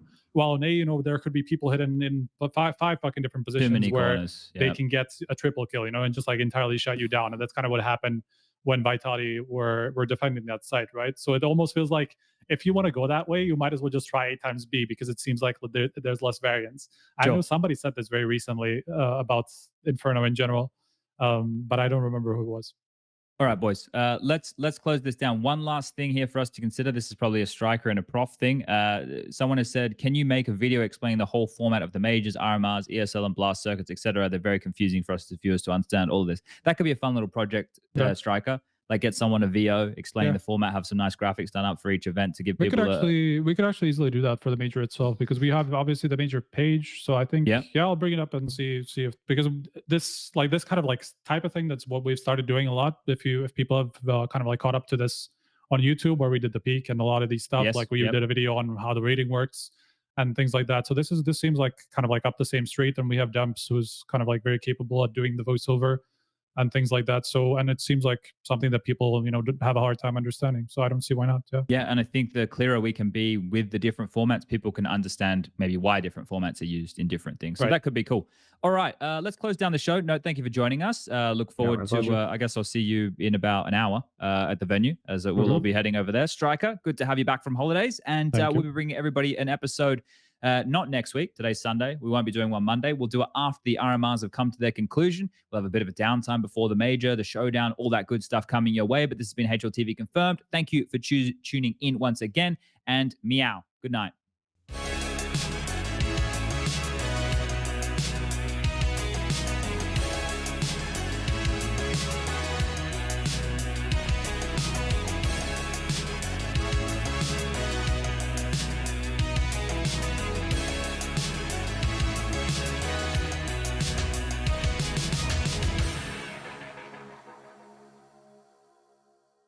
Add some fun to your space with Xtrfy, designed in Sweden with focus on quality products built on experience. You're looking at Project 4, their 4th generation of products with super cool colorways to stand out, with matching sets to satisfy with a solid B4 bungee, lightweight ergonomic M4 mouse, the K4 keyboard is fantastic, all of which are performance focused, and finish it off with colorful GP4 mouse mats that are bold in design and smooth on the surface. The retro theme in particular has got the feels. Complete your setup with Xtrfy. No regrets guaranteed.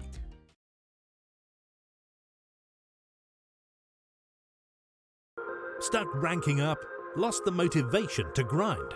Bored of clicking heads on aim maps? Get some color into your game. Bitskins.com. Buying and selling skins made easy. Tons of payment methods and instant cash outs. Just choose your dream skins, select your preferred payment method, and start grinding again. If you want to play like the pros, you gotta look like the pros.